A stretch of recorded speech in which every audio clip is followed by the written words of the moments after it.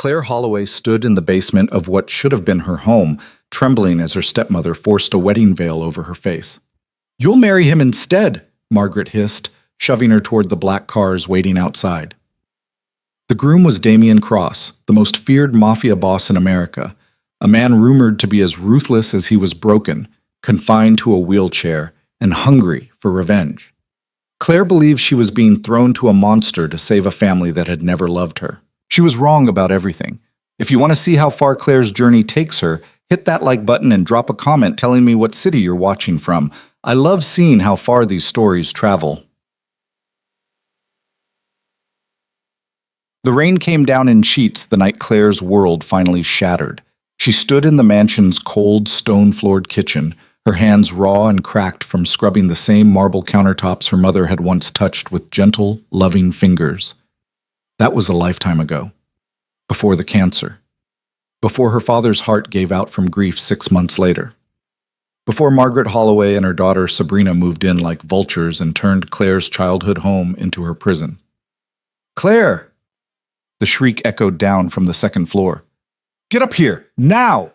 Claire wiped her hands on her apron, the same threadbare thing she'd worn for 3 years, and climbed the servants' stairs.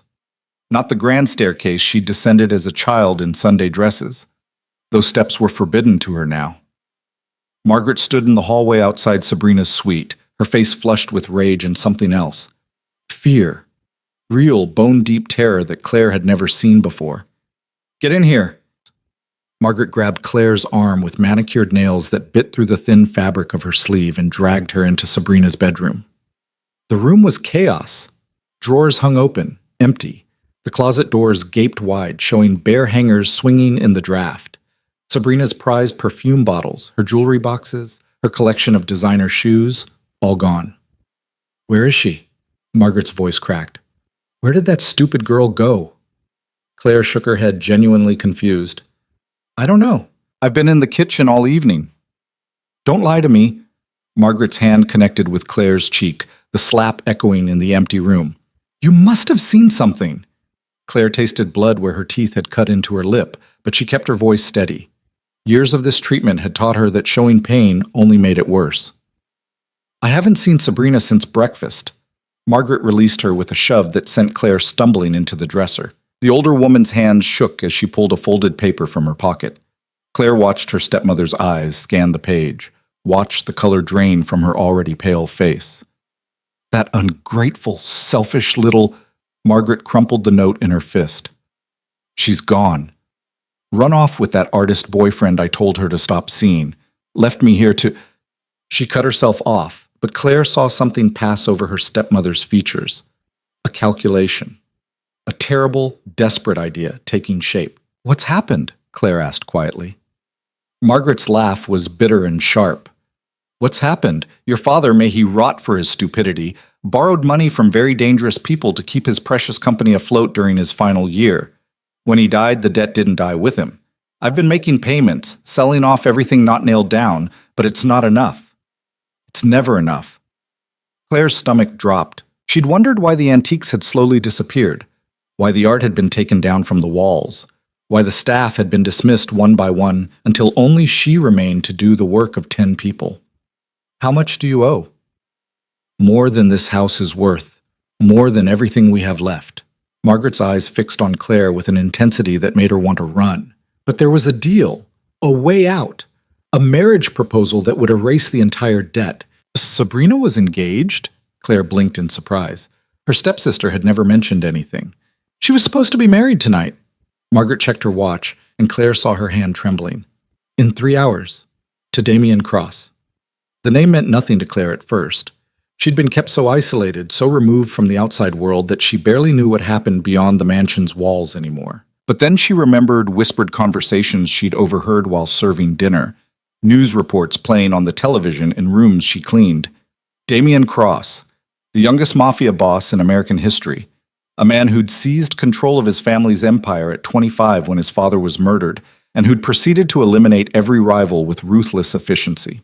The newspapers called him untouchable. The police called him a ghost, impossible to prove anything against, always 3 steps ahead.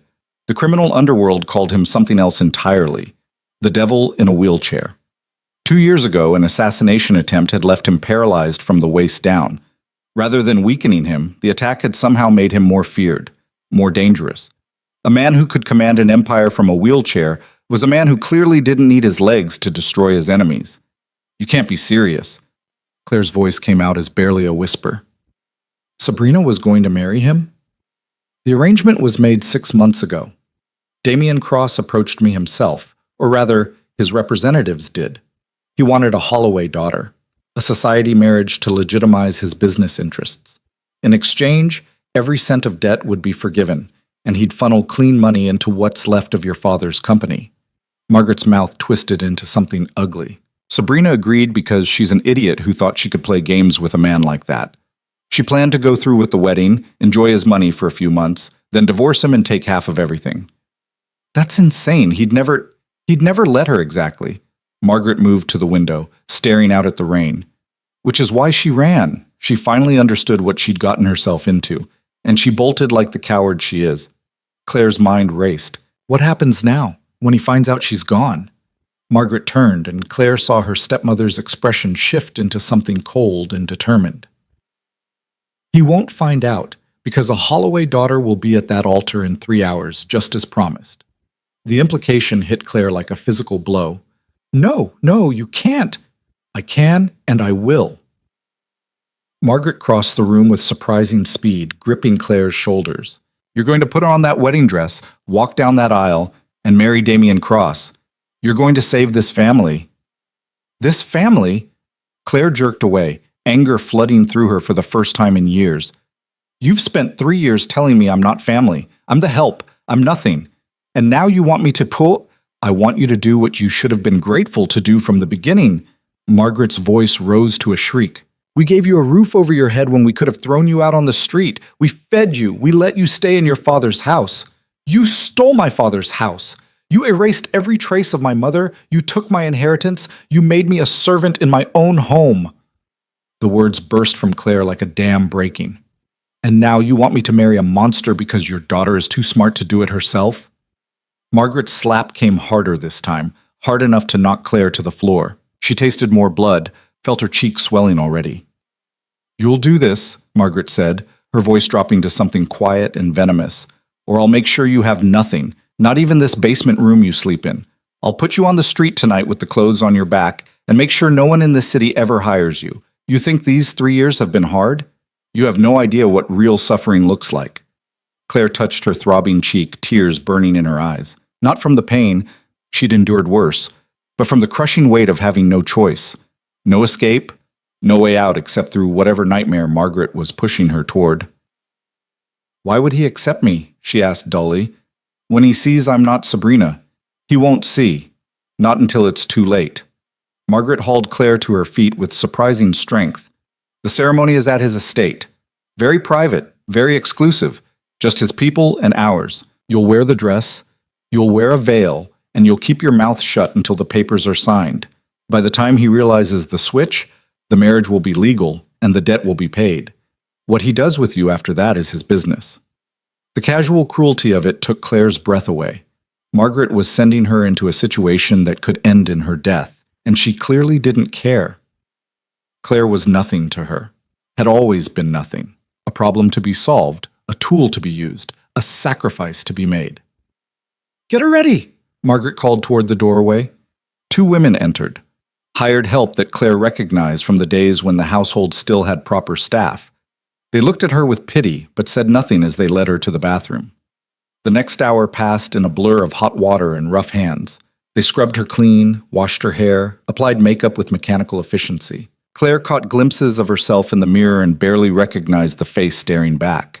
They'd covered the bruise on her cheek with foundation, painted her lips red, lined her eyes with dark shadow that made her look older, more sophisticated, nothing like the girl who'd spent years scrubbing floors. Then came the dress. It was beautiful, obscenely so. Ivory silk that must have cost more than Claire had seen in years, with delicate lace sleeves and a bodice covered in tiny pearls. Sabrina's dream dress, custom-made for a wedding that was supposed to elevate her into high society. Instead, it hung on Claire's slimmer frame, the bodice slightly loose, the hem dragging on the floor. "It'll have to do," one of the women muttered, pinning the fabric tighter across Claire's back. With the veil, he won't notice. The veil was the final touch. Heavy, cathedral length, made of the same delicate lace as the sleeves. When they lowered it over Claire's face, the world turned hazy and distant. She could barely see through the intricate pattern of flowers and vines. Perfect, she thought bitterly. A bride who can't see where she's going, walking toward a groom who can't walk at all. "It's time." Margaret's voice cut through the fog. "The cars are here." Claire's heart hammered as she was led down the grand staircase. Ironically, the first time she'd been allowed to use it in years. Through the veil, she saw the front doors open, revealing a line of black SUVs waiting in the circular driveway. Rain pounded against their roofs, and men in dark suits held umbrellas at precise angles. These weren't wedding guests, they were soldiers. Damien Cross's men, here to collect what they'd been promised. One of them stepped forward as Claire emerged, a tall man with iron-gray hair and cold eyes that swept over her veiled form with clinical assessment. "Miss Holloway?" "Yes," Margaret answered before Claire could speak. "My daughter is ready." The man's gaze lingered on Claire for a moment longer than comfortable, and she wondered if he could tell, if he could see through the veil and the lies to the terrified girl underneath. But he simply nodded and gestured toward the lead vehicle. "Mr. Cross is waiting." Claire's legs felt like water as she walked down the steps. The rain soaked through her dress within seconds, despite the umbrella held over her head. She was guided into the back of the SUV, Margaret climbing in beside her with a tight smile that was all performance. The door shut with a heavy, final sound. As the convoy pulled away from the mansion, Claire looked back through the rain-streaked window. The house where she'd been born, where her mother had died, where her father had loved her once upon a time. It all disappeared into the darkness behind them. "Remember," Margaret hissed in her ear, quiet enough that the driver wouldn't hear. "Keep the veil down. Don't speak unless spoken to. And pray that Damien Cross is feeling merciful when he realizes what he's gotten." Claire didn't answer. She was too busy trying to breathe through the panic rising in her chest, trying not to think about what waited at the end of this drive. The city passed by outside the windows, familiar streets made strange by rain and darkness. They drove for what felt like hours, but was probably only 30 minutes, leaving the older neighborhoods behind for something newer and more ominous. The buildings grew taller, more modern, until they were in the heart of the financial district where steel and glass towers pierced the night sky. The convoy turned into an underground parking garage, descending several levels before finally stopping. Claire's door opened before she could prepare herself. "This way, Miss Holloway." She stepped out onto smooth concrete, her wet dress clinging to her legs, the veil heavy with moisture. Around her, more men in suits formed a protective corridor, their faces blank and professional. Margaret followed close behind, her hand occasionally touching Claire's back in what might have looked like maternal support, but felt more like a warning. They entered an elevator lined with mirrors, and Claire caught a glimpse of herself. A ghost bride, face hidden, body trembling beneath layers of silk and lace. She looked away quickly. The elevator rose smoothly, the numbers climbing higher and higher, 20 floors, 30, 40. When it finally stopped, the doors opened onto a private penthouse entrance that was more beautiful and terrifying than anything Claire had ever seen. Black marble floors, walls of windows showing the city spread out below like a blanket of lights. Modern art that probably cost more than the mansion she'd just left. And at the far end of the vast space, beneath a dramatic arch of white roses and dark greenery, a man in a wheelchair. Damien Cross. Even from a distance, even through her veil, Claire could feel the weight of his presence. He sat perfectly still, hands resting on the arms of his chair, dressed in a black suit that made him look like a shadow against the white flowers. His face was turned toward the windows, profile sharp and beautiful in a way that made her chest tighten. Young, she thought with distant surprise. The rumors had made him sound ancient, but he couldn't have been more than 30. Dark hair, strong jawline, the kind of features that belonged on magazine covers rather than most wanted posters. "Mr. Cross." The gray-haired man who'd collected them from the mansion stepped forward. "The bride has arrived." Damien's head turned, and even though Claire couldn't see his eyes clearly through the veil, she felt the moment his attention locked onto her. It was like being pinned by a physical force, the weight of his gaze traveling over her veiled form with deliberate slowness. He said nothing, simply stared for a long moment before giving a small nod. A man in clerical robes appeared. A judge, Claire realized, not a priest. This would be a legal ceremony, nothing more. No mention of higher powers or sacred vows. Just a transaction dressed up in flowers and silk. "We should begin," the judge said quietly. "Unless there are any objections?" Claire's heart screamed at her to run, to tear off the veil and reveal the lie, to throw herself on Damien Cross's mercy and hope for the best. But Margaret's hand pressed against her back, her stepmother's nails digging in hard enough to hurt through the dress. "No objections," Margaret said smoothly. "My daughter is ready to proceed." The judge opened his book, and Claire found herself being guided forward down a makeshift aisle formed by those men in suits. Each step brought her closer to the man in the wheelchair, closer to the point of no return. When she finally stood beside Damien Cross, close enough to touch, she realized how tall he must have been before the attack. Even seated, his shoulders were nearly level with hers. She could smell his cologne, something dark and expensive, cedar and smoke. "Dearly beloved," the judge began, his voice carrying in the vast space, "we are gathered here tonight to witness the joining of Damien Cross and Sabrina Holloway in matrimony. Wrong name, wrong bride, wrong everything." Claire's hands shook as someone placed a bouquet in them. White roses, their stems wrapped in black silk. The flowers trembled along with her fingers. The vows passed in a blur of meaningless words. The judge spoke about commitment and partnership, about two families joining together, about the bonds of marriage. All lies. There was no family here, no love, nothing but fear and debt and a desperate woman's scheme. "Do you, Damien Cross, take this woman to be your lawfully wedded wife?" "I do." His voice was smooth, cultured, with an edge of something dark underneath. Not cruel exactly, but dangerous. The voice of a man accustomed to being obeyed. "And do you, Sabrina Holloway, take this man to be your lawfully wedded husband?" Claire's throat closed. This was it. The final moment before everything became real and irreversible. She could stop it now, could tear off the veil, reveal the truth, accept whatever consequences came from Margaret's fury and Damien's wrath. But what then? Where would she go? What would she do? She had nothing. Had no money, no skills beyond housework, no friends who hadn't forgotten her during 3 years of isolation. The street would be kinder than what Margaret would do to her, but not by much. "I do." The words came out as barely a whisper. "Then by the power vested in me by the state, I now pronounce you husband and wife." The judge closed his book with a soft thump. "You may kiss the bride." Claire's heart stopped. She hadn't thought this far ahead. Hadn't considered that there would be a kiss, that he would lift her veil, that the deception would be revealed before she'd even left the altar. Panic surged through her, but before she could move, Damien's hand lifted. His fingers were warm when they touched her wrist, and his grip was gentle but absolutely certain. He drew her hand to his lips and pressed a kiss to her knuckles, his eyes never leaving her veiled face. "Not tonight," he said quietly, the words meant only for her. "You look tired, wife." The kindness in his voice was somehow more terrifying than cruelty would have been. Claire's mind reeled. He was giving her an out, allowing her to keep the veil in place, but why? Did he know? Could he tell she wasn't Sabrina?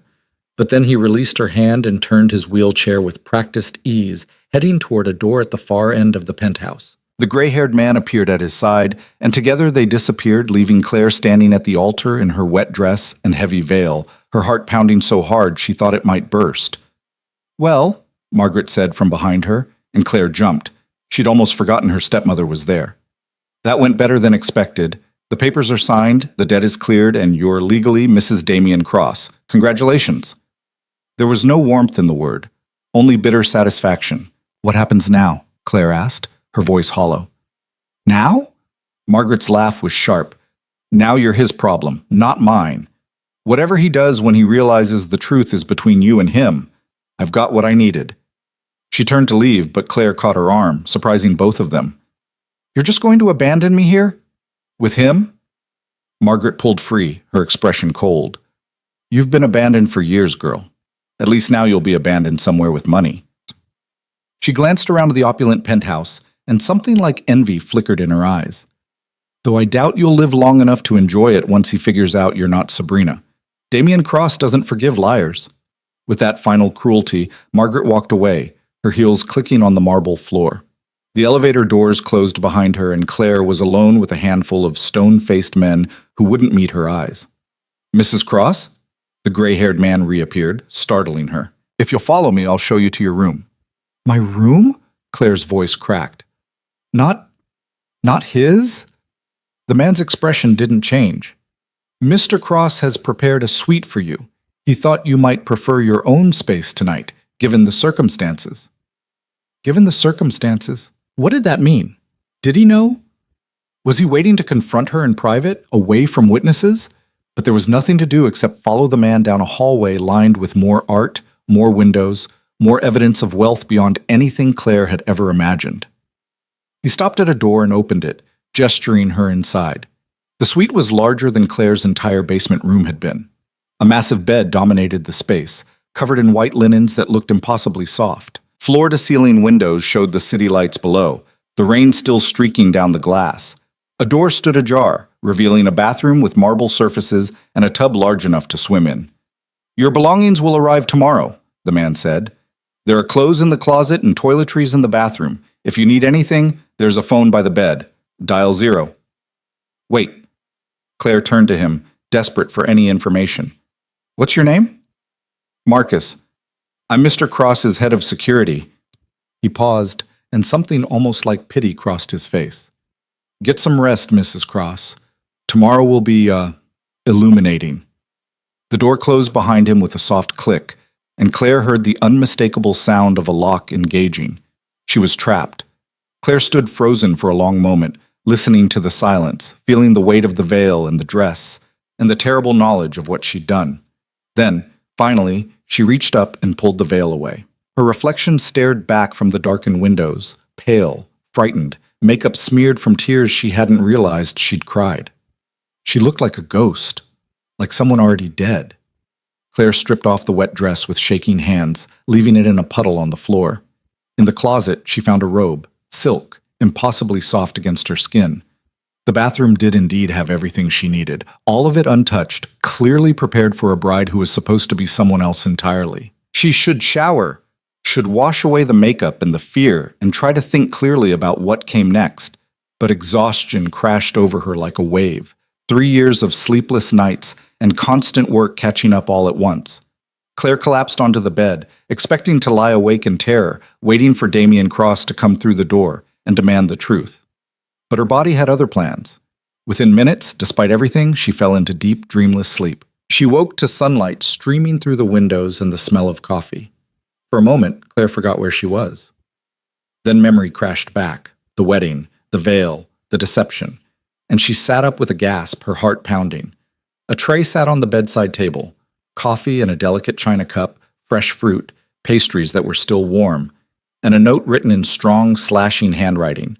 "Good morning, wife. Join me for breakfast when you're ready. We have much to discuss." Claire's hands trembled as she picked up the coffee cup.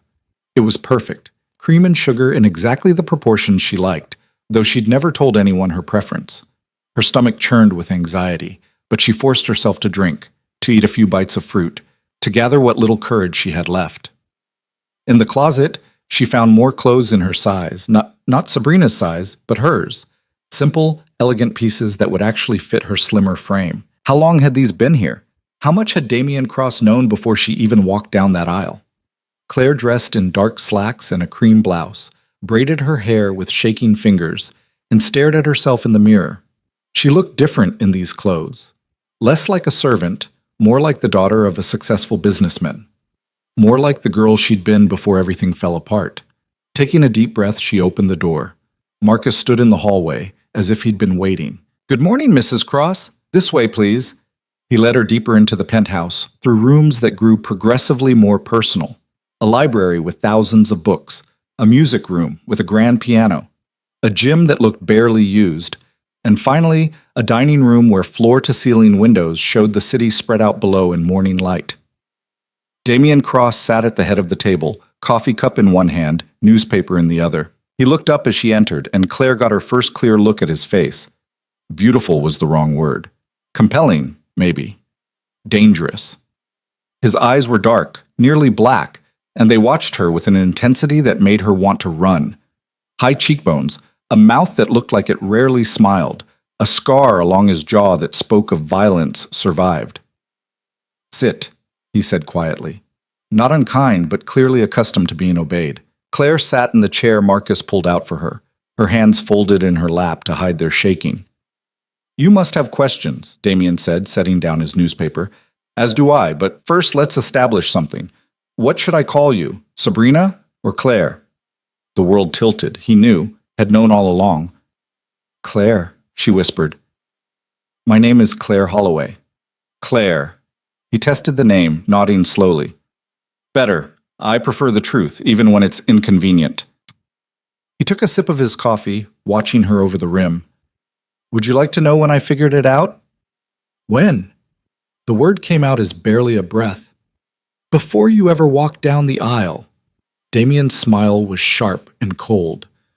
"Did you really think I would agree to marry a woman I'd never properly investigated? I know everything about the Holloway family, including the daughter they tried to erase." Claire's chest tightened. "Then why? Why go through with it? Why not stop the wedding?" "Because, Claire Holloway." Damien leaned forward, his dark eyes pinning her in place. "You were exactly who I wanted all along." The words hung in the air between them like a blade suspended by a thread, sharp and terrifying and incomprehensible. Claire stared at Damien Cross, her mind struggling to process what he'd just said. "I don't understand," she whispered. Damien set down his coffee cup with deliberate precision, the small sound unnaturally loud in the vast dining room. "Then let me be clear. Your stepmother thought she was clever, substituting you for Sabrina. She believed I wanted a Holloway daughter, any Holloway daughter, for the social legitimacy the name would bring. She was wrong." He paused, his dark eyes never leaving her face. "I wanted you specifically, Claire. Sabrina running away simply made things easier." Claire's throat tightened. "That's impossible. You never met me. You couldn't have known I even existed." "I make it my business to know everything about the people I deal with." Damien gestured toward the empty chair beside him, and Marcus appeared from nowhere to pull it out. "Come, sit closer. I don't like shouting across the table." Every instinct screamed at Claire to run, but her legs moved of their own accord, carrying her to the chair Marcus held. She sat stiffly, close enough now to see the fine details of Damien's face, the faint lines at the corners of his eyes, the precise edge of his jaw, the way his mouth curved slightly at one corner as he watched her trembling hands. "6 months ago," Damien began, his voice low and controlled, "when I first approached your stepmother about a marriage arrangement, I had my people compile detailed reports on everyone in the Holloway household. Your father's business dealings, Margaret's spending habits, Sabrina's social activities, and you." He leaned back in his wheelchair, his posture relaxed but his gaze intense. "The invisible daughter, the one who used to attend charity galas in designer dresses, but now scrubbed floors in the basement, the one whose inheritance was stolen, whose name was erased from every family document, who became a ghost in her own home." Claire's chest constricted. "Why would you care about that?" "Because it told me everything I needed to know about your character." Damien picked up a folder that had been resting beside his plate and slid it across the table to her. "Open it." With shaking hands, Claire opened the folder. Inside were photographs, dozens of them, pictures of her scrubbing the mansion's steps, hanging laundry in the garden, carrying groceries through the servants' entrance. Images of Margaret slapping her in the hallway, of Sabrina pouring wine on her dress at a dinner party while guests laughed, of Claire sleeping on a cot in the basement room that should have housed supplies, not people. "How did you get these?" Claire's voice cracked. "I have eyes everywhere." Damien's expression remained neutral, but something flickered in his dark eyes. "For 3 months, I watched you endure daily humiliation without breaking. I watched you work yourself to exhaustion and still find the strength to tend your mother's grave every Sunday morning before anyone else woke. I watched you protect what remained of your father's legacy, even though it had been stolen from you." Claire's hands trembled as she looked at the photographs. One showed her kneeling beside her mother's headstone, pulling weeds from the overgrown plot. Another captured her in the mansion's library late at night, reading by flashlight after everyone else had gone to bed. There were dozens more, documenting 3 years of suffering she'd thought was invisible to the world. "Why?" The word came out broken. "Why would you watch me? What could you possibly want from someone like me?"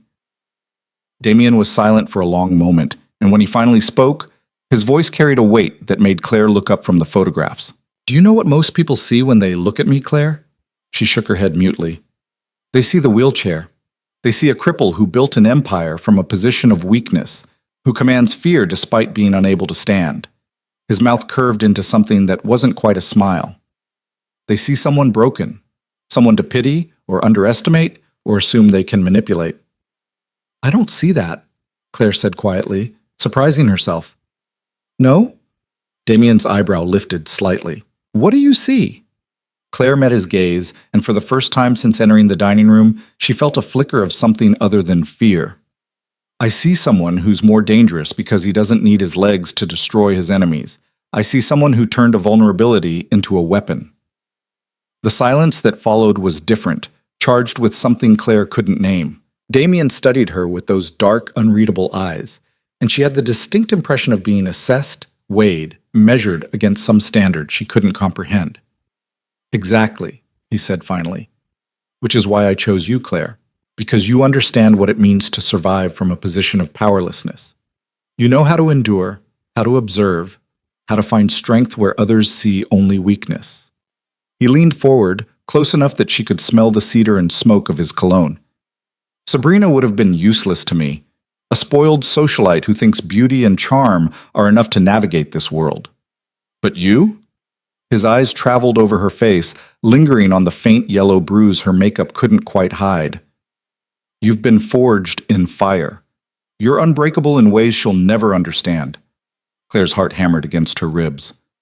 "What exactly do you want from me?" "Everything." The word fell between them like a stone into deep water. "I want a wife who can stand beside me in a world that respects only strength. I want someone who understands sacrifice and loyalty, who won't crumble under pressure. I want a partner, not a decorative accessory." He paused, and something almost like regret crossed his features. "What I'm offering you is a choice, Claire.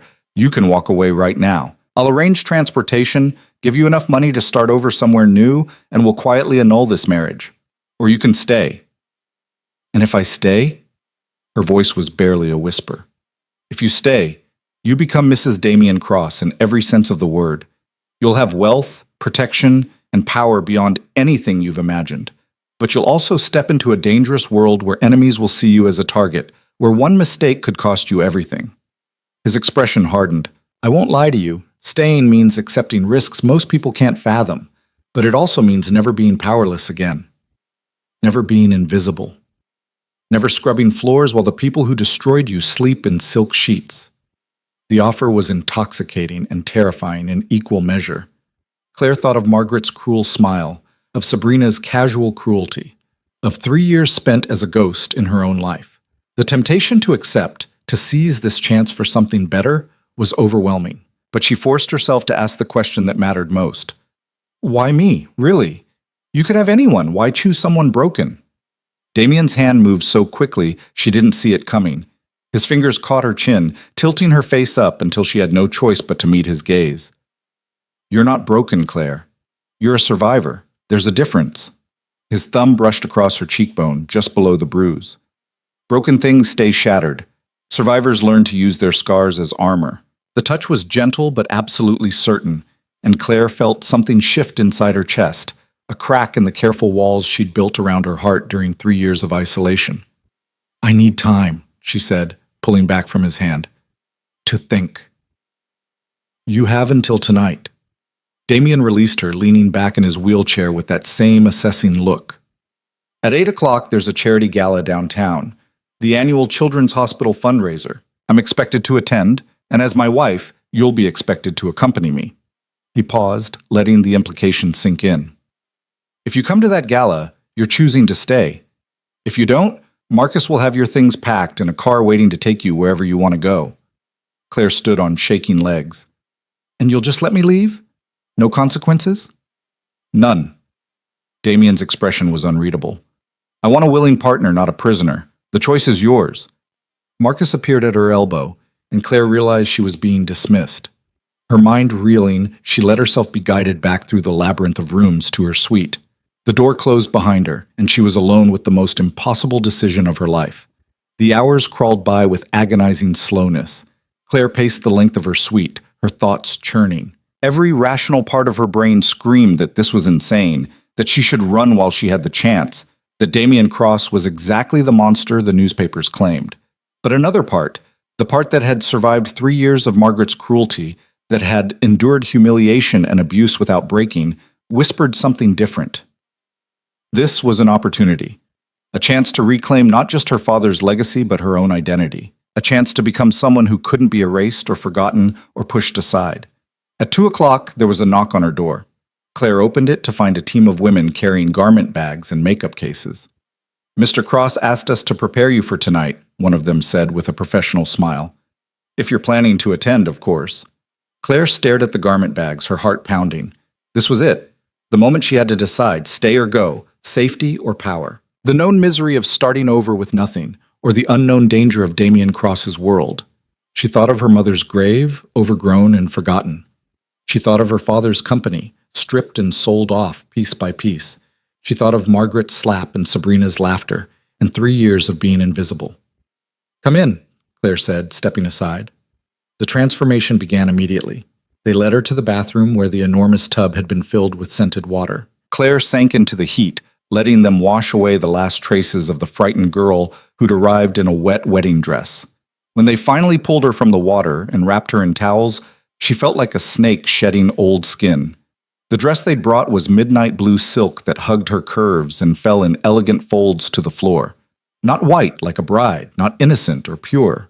Something darker, more sophisticated, more dangerous. They styled her hair in an intricate updo that exposed her neck and shoulders, applied makeup that turned her bruise invisible and made her eyes look enormous, slipped diamond earrings into her lobes. When Claire finally looked at herself in the full-length mirror, she didn't recognize the woman staring back. This person looked powerful, confident, beautiful in a way that had nothing to do with decoration and everything to do with presence. "Mr. Cross is waiting in the foyer," one of the women said, checking her watch. "It's nearly 8. Claire's stomach clenched. This was really happening.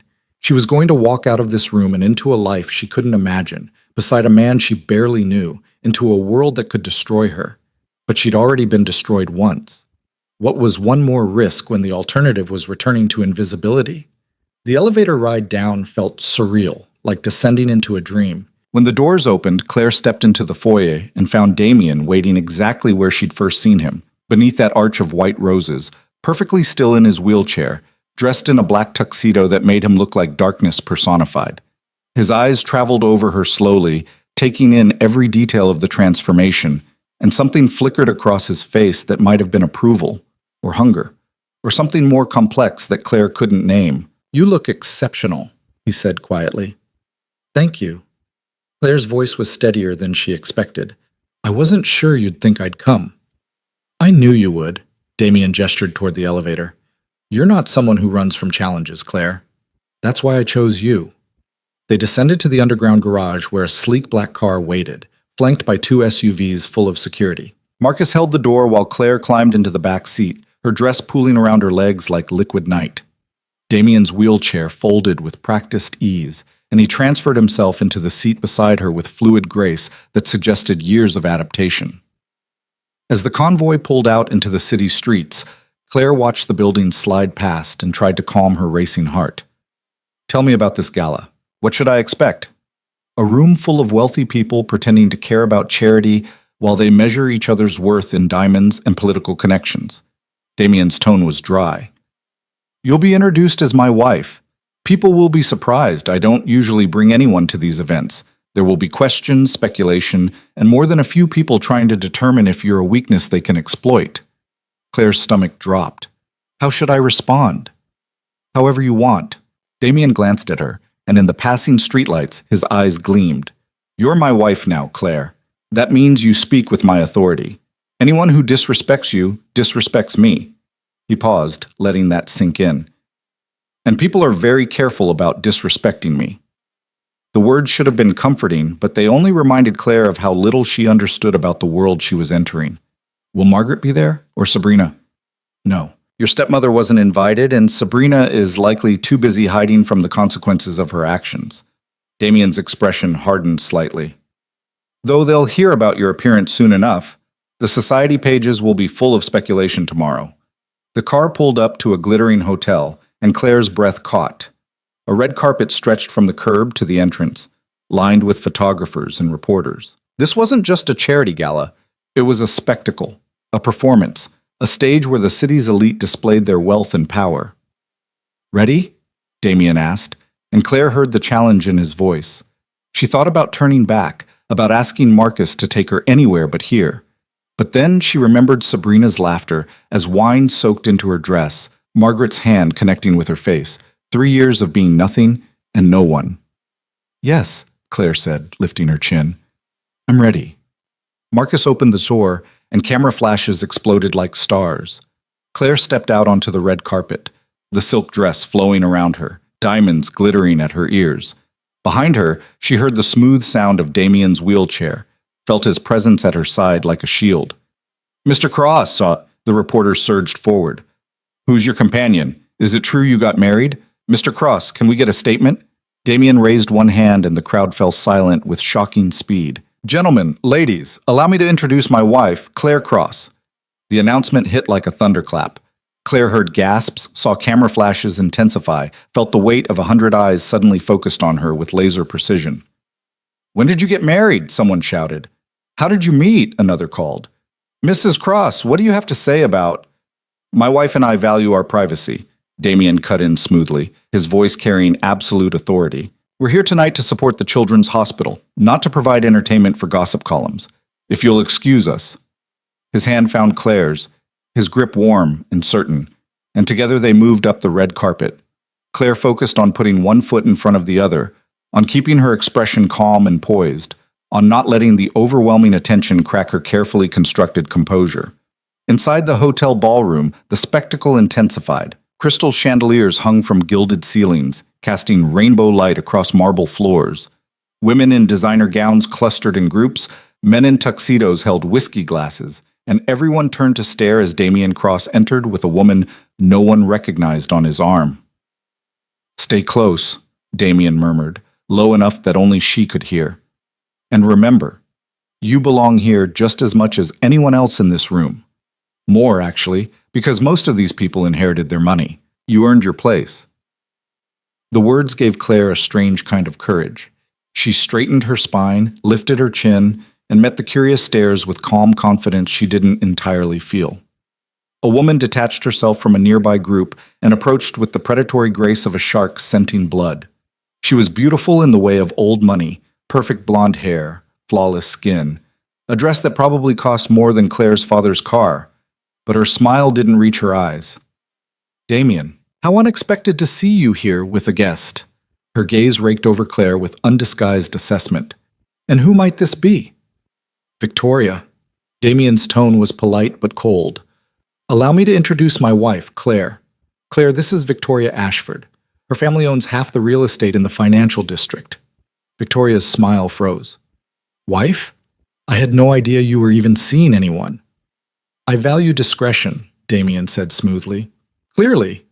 Victoria's eyes narrowed on Claire. "Forgive me, but you look so familiar. Have we met? What did you say your maiden name was?"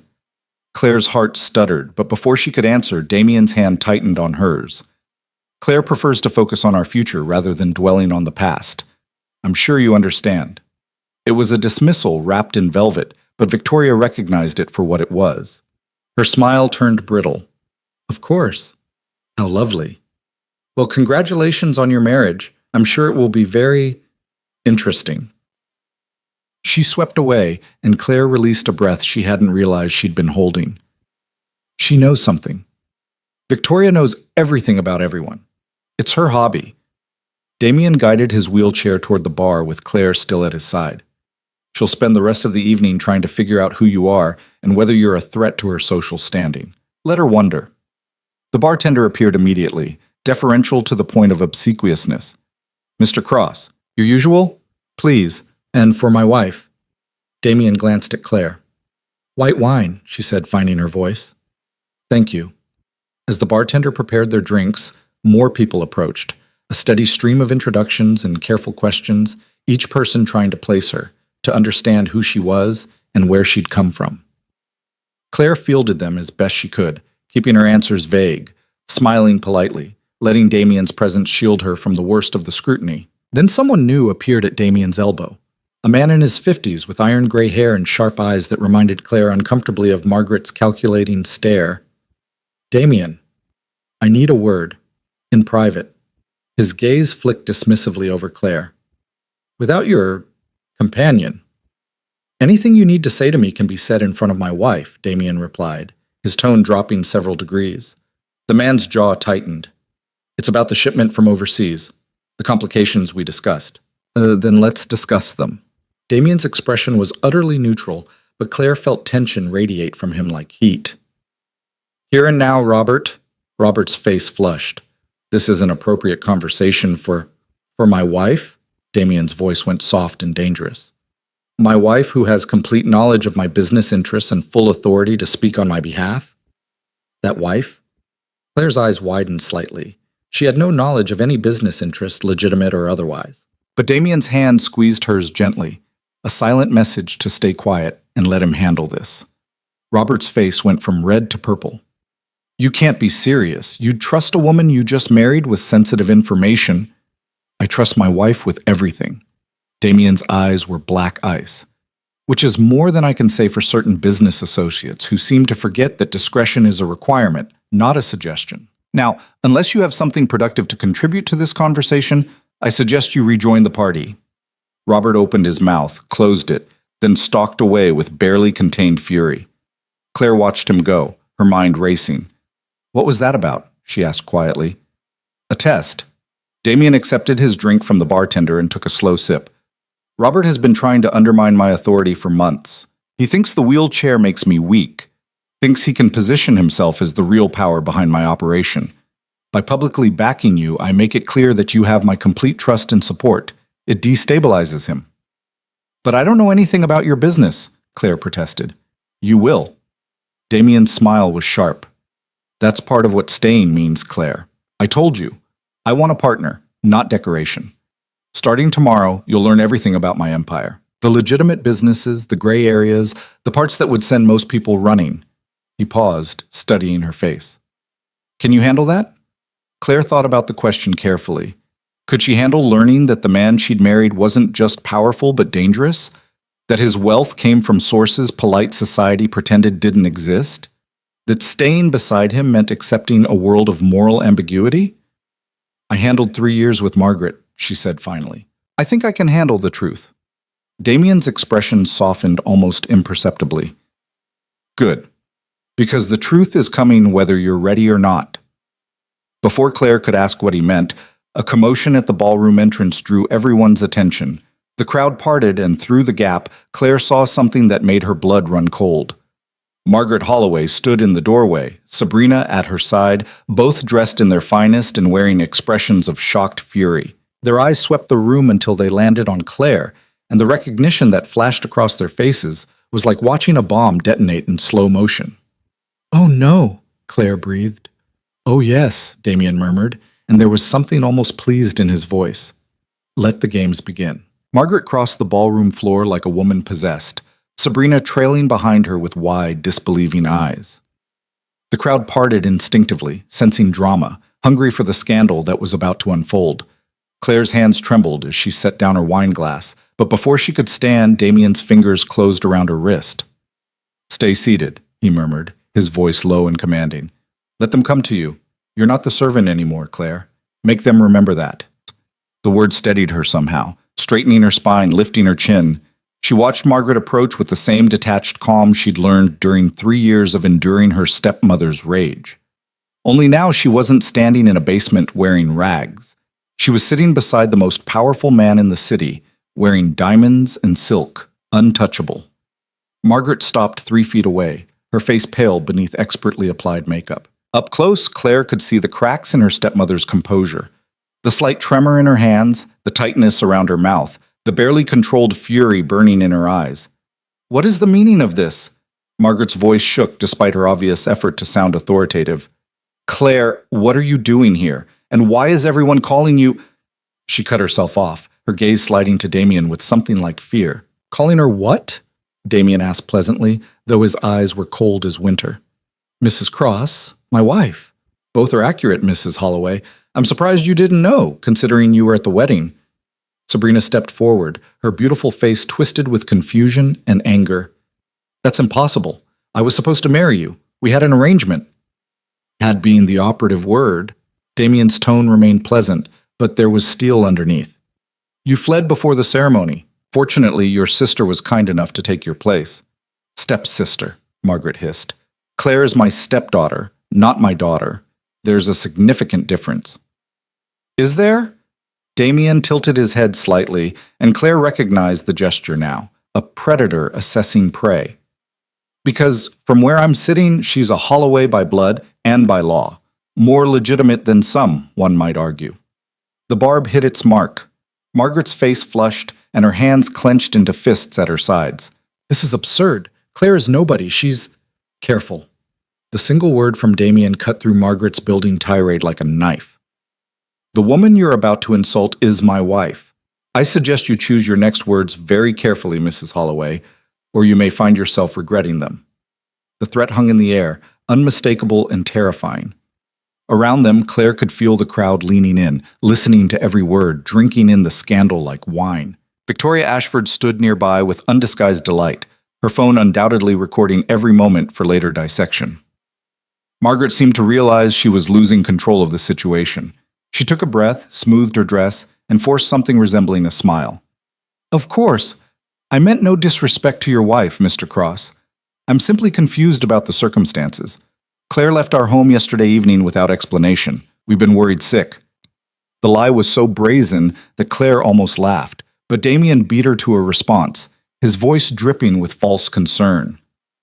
How terrible for you, though I'm surprised you noticed her absence, given that Claire tells me she lived in your basement and performed all the household labor while you and your daughter enjoyed the comforts of her father's estate. Margaret's smile froze. I don't know what she's told you, but she's told me everything. Damien's voice went soft and dangerous. Every slap, every insult, every year of servitude you forced on her after stealing her inheritance. Shall I continue? Or would you prefer to salvage what remains of your reputation and leave quietly? The color drained from Margaret's face. Beside her, Sabrina's eyes had gone wide with dawning horror as she finally understood the magnitude of what was happening. This wasn't just embarrassment, this was exposure. Public humiliation in front of the city's elite, delivered by a man whose word could destroy them completely. You can't prove any of that, Margaret said, but her voice wavered. Can't I? Damien pulled his phone from his jacket pocket with casual ease, tapped the screen a few times, then turned it so Margaret could see.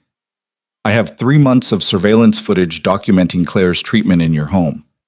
Every moment of abuse, every act of cruelty, all time-stamped and archived. I could release it to every news outlet in the city by morning, or... He paused, letting the alternative hang between them. You could leave now, never contact my wife again, and we'll consider the debt paid in full. Margaret stared at the phone screen where Claire could see herself reflected in miniature scrubbing floors on her knees. The evidence was irrefutable, damning, absolute. The debt is already paid, Margaret said desperately. That was the arrangement. Marriage in exchange for... The debt to my organization, yes. That's settled. Damien's smile was razor sharp. But the debt you owe Claire, that's something else entirely. You stole 3 years of her life, her inheritance, her dignity. I could demand restitution. I could take everything you have left and still not consider it sufficient payment. He leaned forward slightly in his wheelchair. Or you could walk away now and count yourself lucky that I'm being merciful. Sabrina grabbed her mother's arm, her face pale. Mom, let's go, please. But Margaret wasn't ready to surrender, despite the fear Claire could see in her eyes. This is blackmail. You can't... I can do whatever I want, Mrs. Holloway. That's what power means. Damien's voice remained perfectly calm, which somehow made his words more terrifying. Now, you have 2 choices. Leave quietly and live with the knowledge that you'll never touch Claire again, or make a scene and discover exactly how unpleasant I can make your life. Choose quickly. My patience has limits. For a long moment, Margaret stood frozen, her face cycling through rage, fear, and calculation. Claire watched her stepmother's internal struggle with a strange sense of detachment, This woman had controlled every aspect of her life for 3 years, had wielded absolute power over her existence, had made her feel small and worthless and invisible. And now Margaret was the one trembling, the one powerless, the one discovering what it felt like to be at someone else's mercy. "Fine," Margaret finally spat, her voice venomous. "Keep her. She was always more trouble than she was worth anyway. A pathetic, weak little girl who couldn't even stand up for herself." Damien's hand tightened on Claire's wrist, holding her in place when she would have responded. "She didn't need to stand up for herself, Mrs. Holloway. She had the intelligence to survive until she found someone who could stand with her. That's not weakness. That's strategy." He released Claire's wrist and gestured toward the exit. "Goodbye, Mrs. Holloway. I trust we won't be seeing each other again." Margaret's face went white with fury, but Sabrina was already pulling her toward the door, clearly desperate to escape before things got worse. Claire watched them go, her heart pounding, her hands shaking with adrenaline and something that might have been triumph. The moment they disappeared through the exit, the crowd erupted into whispers. Claire could feel hundreds of eyes on her, assessing, judging, speculating. She'd become the center of attention in the worst possible way, not because of anything she'd done, but because of secrets that had been dragged into the light. That was... Claire's voice failed her. "Necessary," Damien finished. "They would have continued to torment you if I hadn't made an example. Now everyone in this room knows that you're under my protection. No one will dare touch you. But everyone also knows about..." Claire gestured helplessly at the space where Margaret had stood. "The basement. The abuse. Everything. Everyone knows that you survived something terrible and came out stronger." Damien's eyes met hers, intense and unwavering. "There's no shame in that, Claire. The shame belongs to the people who hurt you, not to you for enduring it."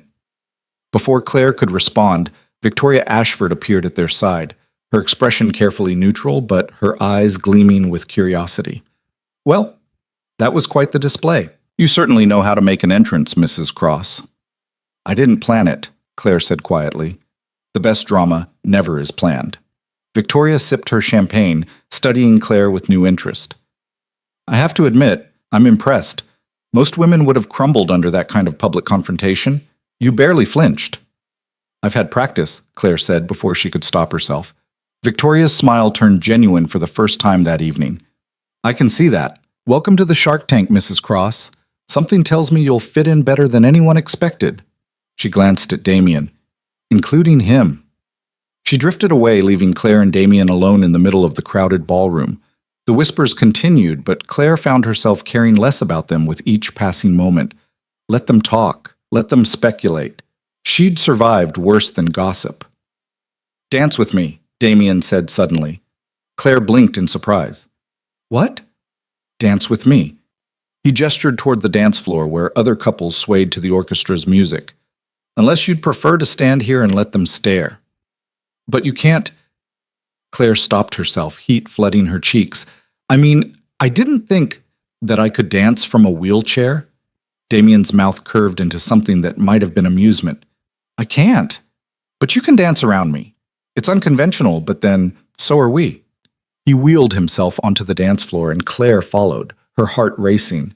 The other couples made space for them, watching with undisguised curiosity as Damien positioned his wheelchair and held out his hand. Claire took it, feeling the warmth of his fingers closing around hers. The music swelled, and she began to move. Not the traditional box step she'd learned at Cotillion years ago, but something more fluid, more adaptive. She circled Damien's wheelchair, her hand never leaving his, her dress flowing around her like water. It was strange and beautiful and utterly unconventional. Claire could feel the crowd watching, but she kept her eyes on Damien, on the way he watched her move, on the slight smile playing at the corners of his mouth. "You're a natural," he murmured as she completed another rotation. "I'm making it up as I go," Claire admitted. "Even better." His hand tightened on hers. Adaptability is more valuable than perfection. The song ended and polite applause rippled through the crowd. Claire found herself breathless, her cheeks flushed, feeling more alive than she had in years. Damien guided his wheelchair off the dance floor, and Marcus appeared at their side with impeccable timing. "Sir, we have a situation that requires your attention," Marcus said quietly. "In the East Wing, private." Damien's expression shifted immediately, becoming cold and focused. "Show me." He glanced at Claire. Wait here. I'll return shortly. Should I come with you? Claire asked. Not this time. Marcus will stay with you. Damien nodded to his head of security, then wheeled himself toward a side exit with 2 other security guards flanking him. Claire watched him go, a knot of anxiety forming in her stomach. Marcus stood nearby, his posture relaxed but his eyes constantly scanning the crowd. She realized that even here, surrounded by wealthy philanthropists in designer gowns, there was danger. Damien moved through a world where threats could appear anywhere, anytime. What kind of situation? She asked Marcus quietly. The kind Mr. Cross handles personally, ma'am. Marcus's expression remained neutral. Nothing for you to worry about. But Claire was worried. She'd married a man she barely knew, stepped into a life she didn't understand, and now she was standing alone in a ballroom full of strangers while her husband dealt with some mysterious crisis. Mrs. Cross? A man's voice made her turn. He was older, maybe 60, with silver hair and kind eyes that crinkled at the corners. Allow me to introduce myself, Dr. Richard Morrison, director of the Children's Hospital. I wanted to personally thank you and your husband for the generous donation. Claire's mind went blank. Donation? The $5 million pledge, see. Dr. Morrison smiled warmly. Mr. Cross made it in both your names earlier this evening. It's the largest single contribution we've received this year. With that funding, we'll be able to complete the new cancer treatment wing. $5 million. Claire's head spun. That was more money than she could comprehend, given away as casually as loose change. That's wonderful. I'm glad we could help. Your husband is an extraordinary man, Dr. Morrison continued. Despite his reputation in certain circles, he's been one of our most consistent supporters. The pediatric ICU exists because of his funding. Dozens of children are alive today because of his generosity. Claire looked toward the exit where Damien had disappeared, seeing him with new eyes. The ruthless mafia boss who'd destroyed her stepmother's composure with cold efficiency was the same man who quietly funded children's hospitals. The contradictions made her head spin. He doesn't like publicity for his charitable work, Dr. Morrison added. But I thought you should know the kind of man you married. Whatever else he may be, he's saved more lives than most people realize. The doctor drifted away to greet other donors, leaving Claire standing alone with Marcus and her whirling thoughts. Every time she thought she understood Damien Cross, he revealed another layer that contradicted everything before it. 20 minutes passed, then 30. Claire's anxiety grew with each minute. Around her, the gala continued, people dancing, drinking, networking, completely unaware that anything was amiss. But Marcus's posture had subtly shifted, his hand resting near his jacket in a way that suggested a concealed weapon. Finally, Damien reappeared through the side entrance. His expression was carefully neutral, but Claire saw tension in the set of his shoulders, a tightness around his eyes that hadn't been there before. We're leaving, he said quietly when he reached her side. What happened? Claire asked.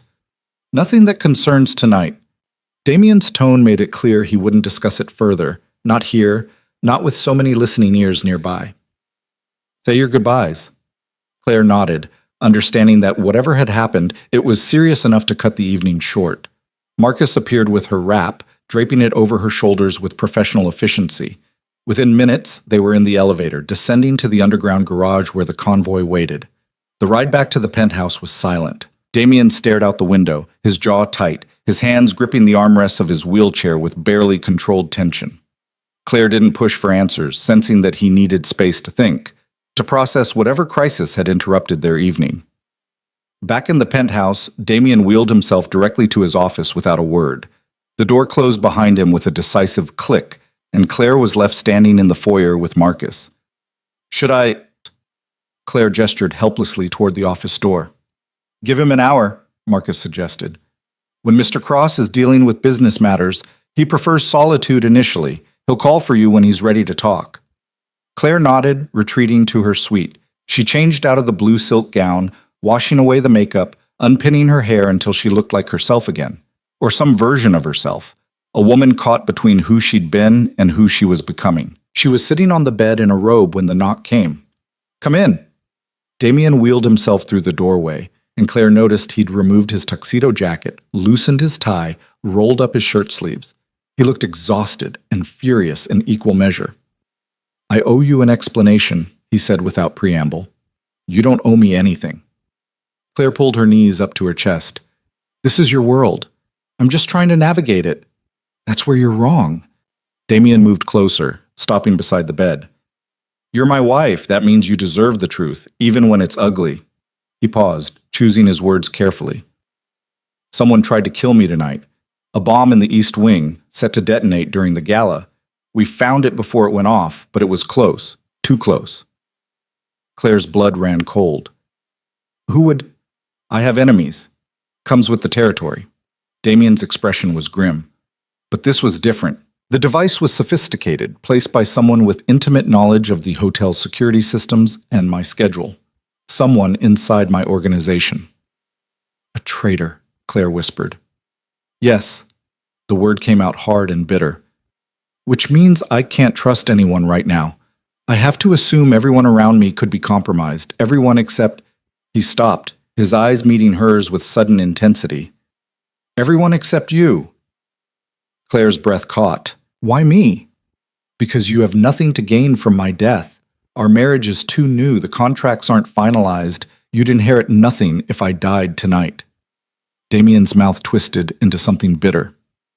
In a twisted way, that makes you the only person I can completely trust right now. The weight of that statement settled over Claire like a heavy blanket. She'd gone from being nobody, nothing, invisible, to being the one person Damien Cross could rely on in a moment of crisis. The responsibility was terrifying. What do you need from me? She asked quietly. Damien studied her for a long moment, and Claire saw something shift in his expression. Surprise, maybe, or recognition. I need you to be exactly what you've been all evening. Strong, observant, unshakable. He paused. And I need you to understand that things are going to get dangerous. Whoever tried to kill me tonight will try again. Being my wife makes you a target. I understand, Claire said, and was surprised to find she meant it. I'm not going anywhere. Something that might have been relief flickered across Damien's face. You should be terrified. You should be demanding I send you away to safety. Maybe I should be. Claire met his gaze steadily. But I'm not. I survived 3 years of psychological warfare with Margaret. I think I can handle whatever comes next. Damien was silent for a long moment, his dark eyes searching her face as if looking for cracks in her resolve. You're either incredibly brave or incredibly foolish. Can I be both? Claire asked with a small smile. That drew a genuine laugh from him, short and surprised. Perhaps. He reached out, his hand finding hers where it rested on her knee. His fingers were warm, his grip certain. Thank you, Claire, for staying, for not running when you had every reason to. You gave me a choice, she said quietly. That's more than anyone else has done in 3 years. Damien's thumb traced across her knuckles, the gesture almost absent-minded. I meant what I said earlier. You're not broken. You're a survivor, and survivors recognize each other. His eyes met hers, and Claire saw something raw and honest in their depths. I know what it's like to have the world see you as weak when you're anything but, to have people underestimate you because of circumstances beyond your control. The wheelchair, Claire said softly. Among other things. Damien released her hand and wheeled himself toward the window, staring out at the city lights below. My father was a brutal man, powerful, feared, but brutal. He taught me that showing weakness was death in our world. So when the attack happened, when I woke up in a hospital bed, unable to feel my legs, he trailed off, his jaw tight. Everyone expected me to fall apart, to lose control of the empire he'd built. Instead, I made the weakness a weapon. I let people underestimate me, let them think the wheelchair made me vulnerable, and then I destroyed anyone who tried to take advantage. Claire stood from the bed, moving to stand beside his wheelchair. How many people know the truth? Damien glanced up at her, one eyebrow raised. The truth about what? About whether you're really paralyzed. Claire kept her voice neutral, watching his face carefully. You move with too much control, too much precision. And earlier tonight, when the bomb threat came, you stood up to leave the table before you caught yourself and used the wheelchair instead. The silence that followed was absolute. Damien stared at her with an expression Claire couldn't read. Shock, maybe, or calculation, or something more dangerous. You noticed that, he said finally. It wasn't a question. I notice everything. Claire held his gaze. 3 years of being invisible teaches you to watch, to observe, to see the things other people miss. So yes, I noticed. The question is, why are you still pretending? Damien was quiet for so long that Claire began to wonder if she'd made a terrible mistake, if she'd crossed a line that would turn his protection into fury. But when he finally spoke, his voice was thoughtful rather than angry. You're more perceptive than I anticipated. He gestured toward the bed. Sit. If we're going to have this conversation, you might as well be comfortable. Claire sat, her heart pounding, waiting for whatever revelation was about to shatter her understanding of the man she'd married. Damien wheeled himself closer, his eyes never leaving her face. You're right. The paralysis was a lie. I've been able to walk for over a year now, but I maintain the illusion because it serves a purpose. He paused, choosing his words with visible care. When people think you're disabled, they let their guard down. They speak freely around you, assuming you're no threat. They underestimate your capabilities, your speed, your reach. It's the perfect cover for gathering intelligence and identifying traitors. Like tonight, Claire realized, the person who planted the bomb probably assumed you'd be confined to the wheelchair, easier to target. Exactly. Damien's smile was sharp. They planned for a man who couldn't run, couldn't fight, couldn't escape. They didn't plan for what I actually am. Claire's mind raced through the implications. How many people know? 5 now. Marcus, my doctor, 2 others whose loyalty is beyond question, and you. His eyes held hers with unsettling intensity. The question is, can I trust you to keep that number at 5?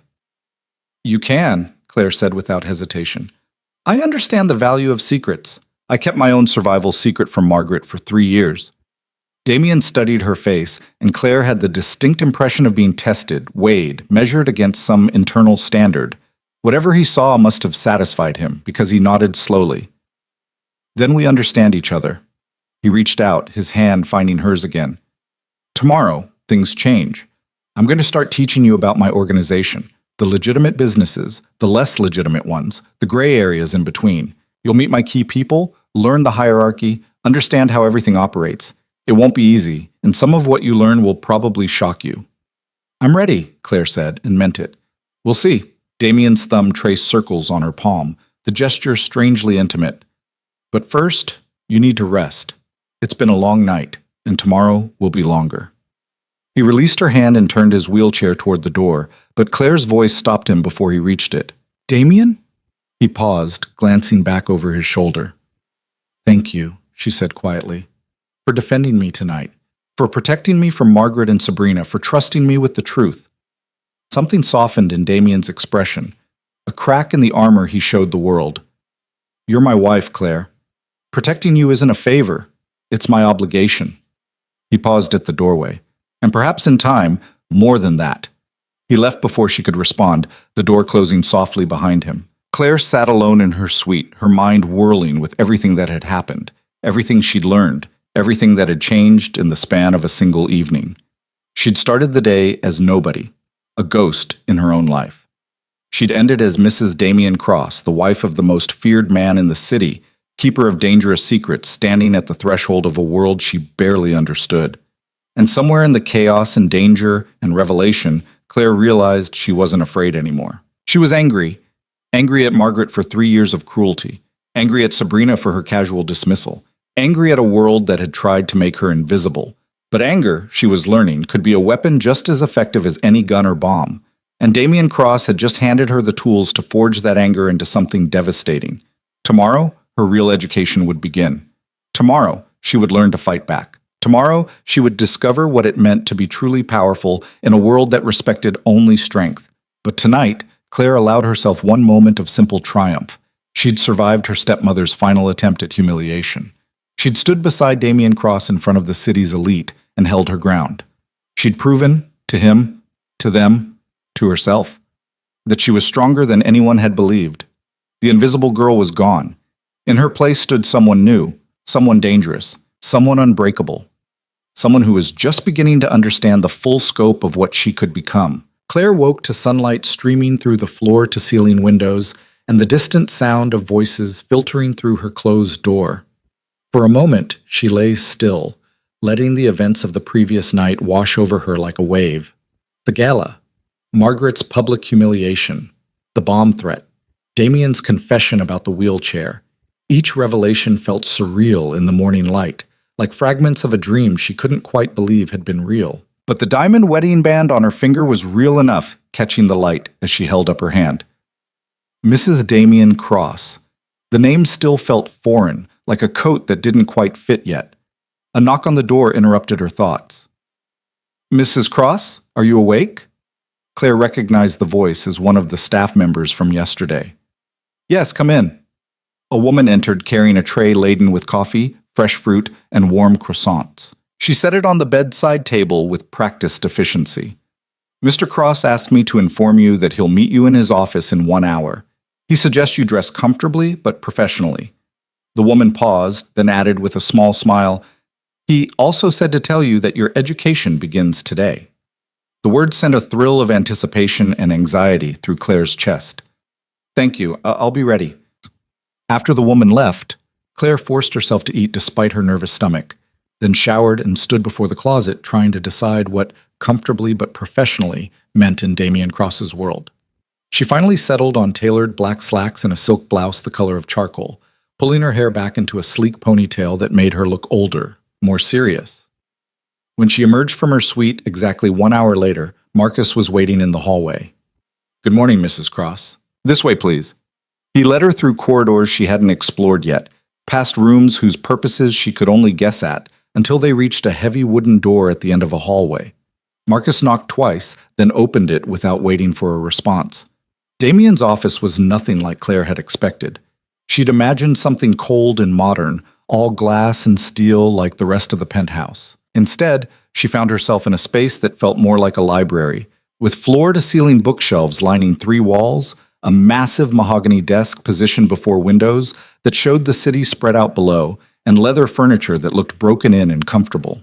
Damien sat behind the desk, still in his wheelchair, reviewing documents spread across the polished surface. He looked up as she entered, and Claire saw the same intensity in his eyes that had been there last night when he'd revealed the truth about his paralysis. "Sit," he said, gesturing to one of the leather chairs facing the desk. "Coffee?" "Please." Claire sat, accepting the cup Marcus poured before he disappeared silently through a side door. Damien set aside his documents, giving her his full attention. "Before we begin, I need to know if you've reconsidered. Last night was traumatic in several ways. If you want to leave, now is the time to say so. No judgment, no consequences." Claire met his gaze steadily. "I haven't changed my mind. I'm staying. Even knowing that someone tried to kill me last night? That being my wife puts you directly in the line of fire?" "Especially knowing that." Claire wrapped her hands around the warm coffee cup. "For 3 years, I survived by being invisible. By making myself small enough that no one noticed me. I'm done being invisible, Damien. Whatever comes next, I'd rather face it standing beside you than hiding from it alone." Something flickered in Damien's expression.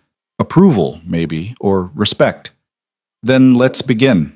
He pressed a button on his desk, and a section of the bookshelf slid aside, revealing a wall of monitors showing security feeds from what looked like dozens of locations. "My empire is built on 3 pillars: legitimate business, gray market operations, and what most people would call criminal enterprise. You need to understand all 3. Claire's pulse quickened, but she kept her expression neutral. "I'm listening." "The legitimate businesses are easy enough. I own commercial real estate across the city, several investment firms, a portfolio of restaurants and nightclubs, and a private security company that provides protection for corporate clients." Damien tapped his keyboard, and financial reports appeared on one of the monitors. "These operations are completely legal, heavily audited, and generate significant revenue. They're also perfect for laundering money from less legitimate sources." "Money laundering," Claire repeated, tasting the words. "Among other things." Damien's tone was matter-of-fact, as if he were discussing the weather rather than federal crimes. "The gray market operations include gambling networks, high-end escort services for wealthy clients, and facilitating transactions between parties who prefer not to involve banks or lawyers. Nothing violent, nothing that harms innocents, but definitely illegal in the eyes of the law."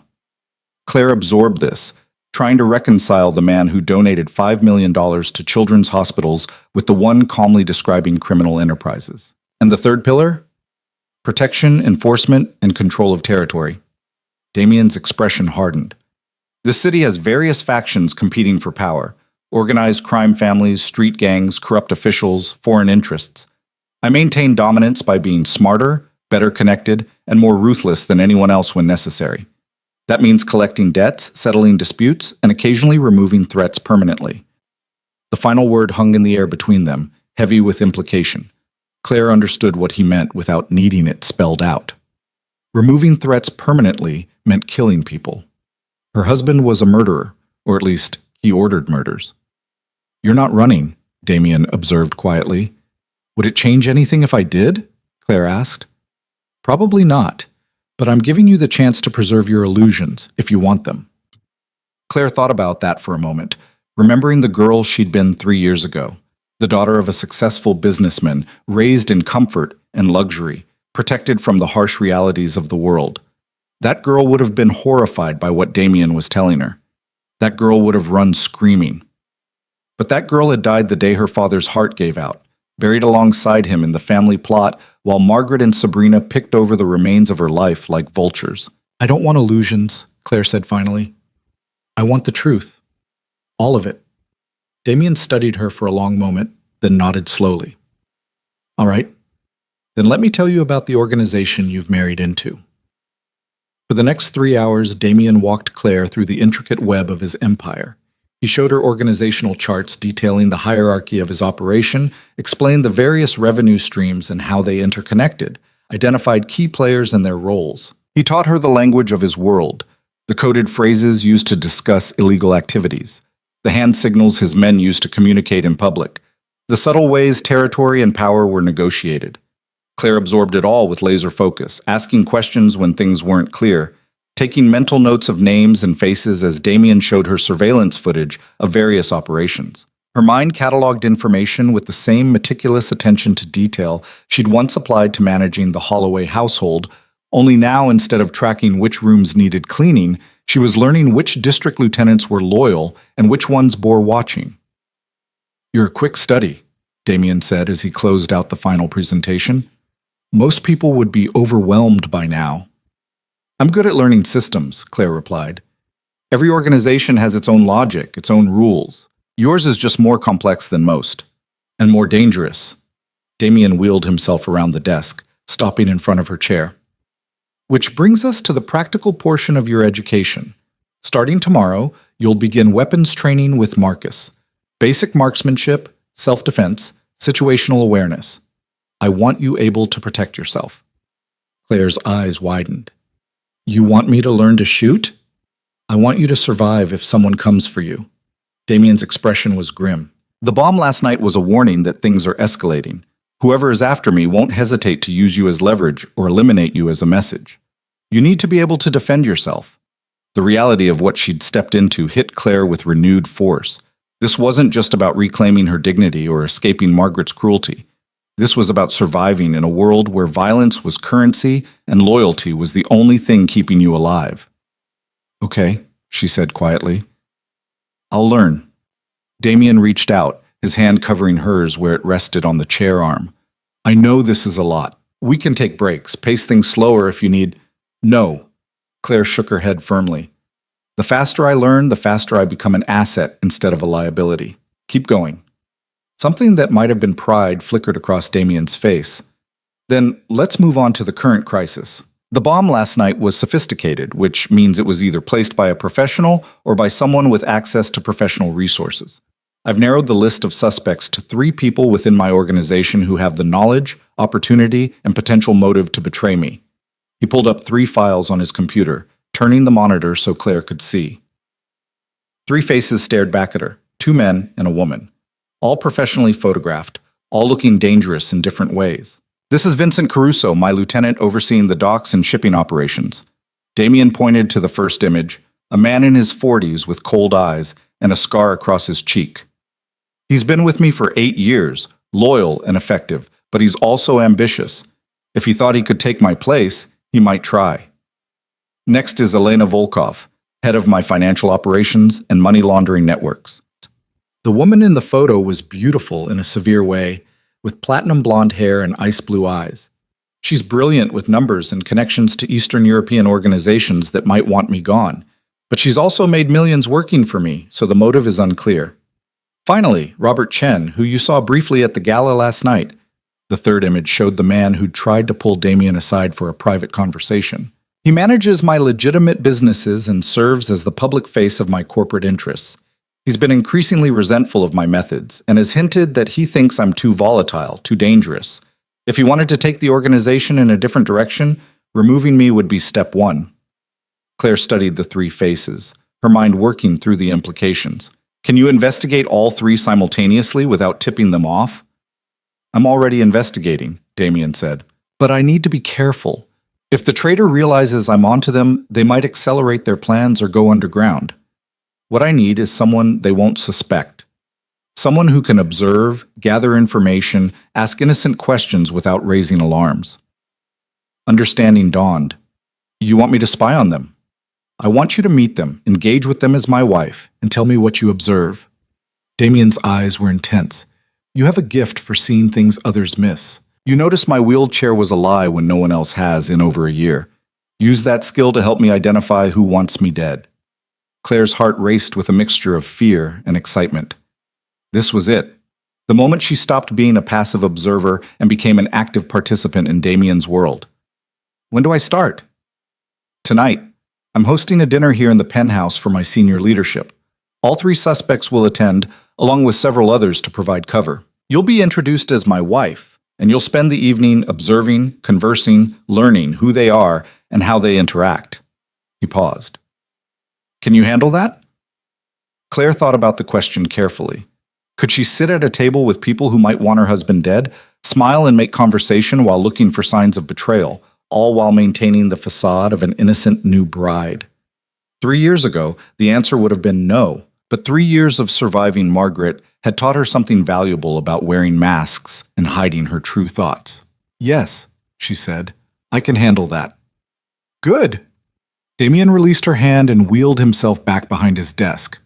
Marcus will brief you this afternoon on the key players who will be attending.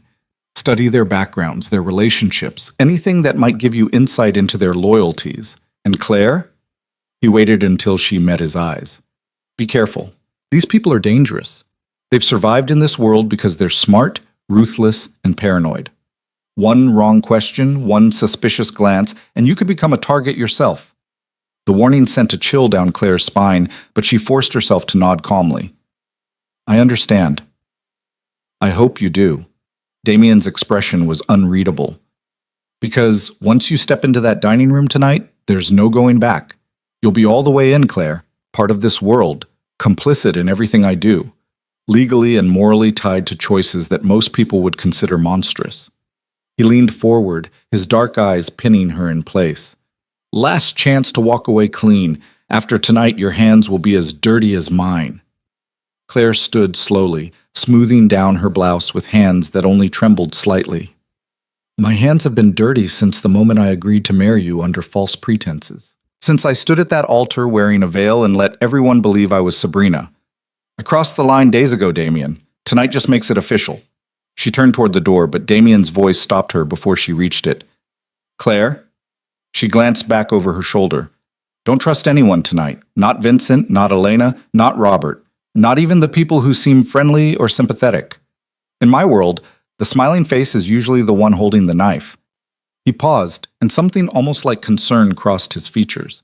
And if anything feels wrong, if you sense danger, you get Marcus immediately. Don't try to be brave, just survive.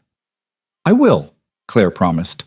She spent the rest of the afternoon with Marcus in a secure room lined with monitors and filing cabinets, learning everything she could about the people who would be at tonight's dinner. Marcus was a patient teacher, walking her through each person's background, their position in Damien's organization, their known loyalties and suspected weaknesses. Vincent Caruso grew up on the docks, Marcus explained, pulling up a detailed file. His father worked for Mr. Cross's father before the assassination. Vincent has always been loyal, but he's also proud. If he thought Mr. Cross was showing weakness or making strategic errors, he might decide the organization needs new leadership. What about his personal life? Claire asked. Divorced twice, no children. He has a gambling problem that Mr. Cross knows about and tolerates because Vincent always pays his debts. He's motivated by respect and power more than money. Marcus pulled up another file. Elena Volkov is different. She came to us 5 years ago from a Russian syndicate, bringing connections and financial expertise. She's brilliant, disciplined, and completely emotionless when it comes to business. If she betrays Mr. Cross, it will be because someone offered her something better. More power, more autonomy, or a bigger piece of a different empire. And Robert Chen? Marcus's expression soured slightly. Robert is complicated. He's brilliant at running the legitimate businesses and making Mr. Cross look respectable to the outside world. But he's also squeamish about the rougher aspects of the operation. He's argued several times that we should phase out the criminal enterprises and focus solely on legitimate ventures. Mr. Cross has refused, which hasn't sat well with Robert. Claire processed this information, building mental profiles of each suspect. Vincent was motivated by pride and respect, Elena by calculated self-interest, Robert by ideology and perhaps moral superiority. 3 very different people with 3 very different potential motives for betrayal. "Who do you think it is?" she asked Marcus. The security chief was silent for a long moment, weighing his words. "Honestly, Mrs. Cross, I don't know. Any of them could have done it, or none of them. It's possible the real traitor is someone we haven't even considered, using the bomb as a distraction while they make their real move." He met her eyes seriously. "That's why tonight is so important. Fresh eyes, fresh perspective. You might notice something the rest of us have missed because we're too close to see it clearly." As evening approached, Claire returned to her suite to prepare. The staff had laid out a dress on her bed, deep burgundy silk that was elegant without being overly formal, sophisticated without trying too hard. She showered, dried her hair, and applied makeup with careful precision, transforming herself into the poised, confident woman she needed to appear to be. When she finally looked in the mirror, a stranger stared back. This woman looked powerful, assured, like someone who belonged in Damien Cross's world. Claire just had to hope the illusion was convincing enough to fool trained killers and career criminals. Marcus appeared at precisely 7 to escort her to the dining room. "Remember," he said quietly as they walked, "you're just the new wife tonight. Curious, interested in your husband's associates, but not asking pointed questions. Keep it natural." "I understand," Claire said, her heart pounding against her ribs. The dining room had been transformed since the last time she'd seen it. The long mahogany table was set for 12 with crystal stemware and fine china, candles flickering in silver holders. Through the windows, the city lights glittered like fallen stars, beautiful and cold. Damien sat at the head of the table in his wheelchair, dressed in a charcoal suit that made him look every inch the powerful crime lord he was. He looked up as Claire entered, and she saw approval in his eyes as they traveled over her appearance. "You look beautiful," he said quietly, gesturing to the seat at his right hand. "Thank you." Claire took her place, acutely aware of the eyes watching her from around the room. The other guests began arriving in a steady stream. Vincent Caruso entered first, his scarred face breaking into a smile that didn't reach his eyes as he greeted Damien. "Boss, I was surprised to get the dinner invitation." "I wanted you to meet my wife properly," Damien replied smoothly. "Claire, this is Vincent Caruso, one of my most trusted lieutenants." Vincent's eyes raked over Claire with undisguised assessment. "Mrs. Cross, I heard about the wedding, very sudden." "Love doesn't follow schedules," Claire said with a smile she didn't feel. "Apparently not." Vincent took a seat across from her, still watching her with those cold, calculating eyes. Elena Volkov arrived next, her platinum hair swept back in an elegant chignon, diamonds glittering at her throat and wrists. She moved like a dancer, fluid and controlled, offering Damien a cool smile before turning her ice blue gaze on Claire. "The mysterious bride," Elena said, her accent barely noticeable. "I've been very curious to meet the woman who captured our Damien's attention. He's not usually the marrying type." "People change," Claire replied evenly. "Do they?" Elena's smile was sharp as broken glass. "In my experience, people are remarkably consistent. They just get better at hiding who they really are." The words felt like a warning, though Claire couldn't tell if it was directed at her or at Damien. She filed the observation away for later analysis. Robert Chen was the last of the 3 suspects to arrive, and Claire recognized him immediately from the gala. He looked uncomfortable in his expensive suit, like a man who'd rather be anywhere but here. He greeted Damien with professional courtesy, but genuine coolness. "Robert," Damien said, "I believe you met my wife briefly last night." Yes, though we didn't have a chance to speak properly. Robert's smile was tight as he looked at Claire. I have to say, Mrs. Cross, I was surprised by your marriage. Damien never mentioned he was seeing anyone seriously. It was a whirlwind romance, Claire said, using the prepared answer Marcus had coached her on. Whirlwind indeed. Robert's tone suggested he didn't believe that for a second. The other guests filled in the remaining seats. Senior lieutenants, financial advisors, a lawyer whose presence suggested he handled more than standard corporate contracts. Claire greeted each one with practiced charm, filing away observations about body language, word choice, the subtle dynamics of power and deference that played out in every interaction. Dinner began with impeccable service, course after course of exquisitely prepared food that Claire barely tasted. She was too focused on watching, listening, analyzing. Vincent spoke loudly and often, dominating conversations with stories of past operations and barely veiled criticisms of Damien's recent strategic choices. Elena said little but missed nothing, her ice-blue eyes tracking every gesture and word with predatory focus. Robert engaged in polite conversation but radiated discomfort, as if sitting at this table violated some internal moral code. So, Mrs. Cross, Vincent said during the third course, his wine glass already empty and being refilled, what do you think of your husband's business ventures? The question was a trap, Claire realized. Too enthusiastic an endorsement would seem naive. Too much hesitation would suggest disloyalty or weakness. I think Damien is brilliant at identifying opportunities others miss, she said carefully. And I admire his ability to maintain control of such complex operations. Complex? Vincent repeated, laughing. That's diplomatic. Some might say dangerous, others might say unsustainable. Vincent, Damien's voice carried a warning edge. I'm just saying, Vincent pressed on, emboldened by wine. The old ways worked because they were simple.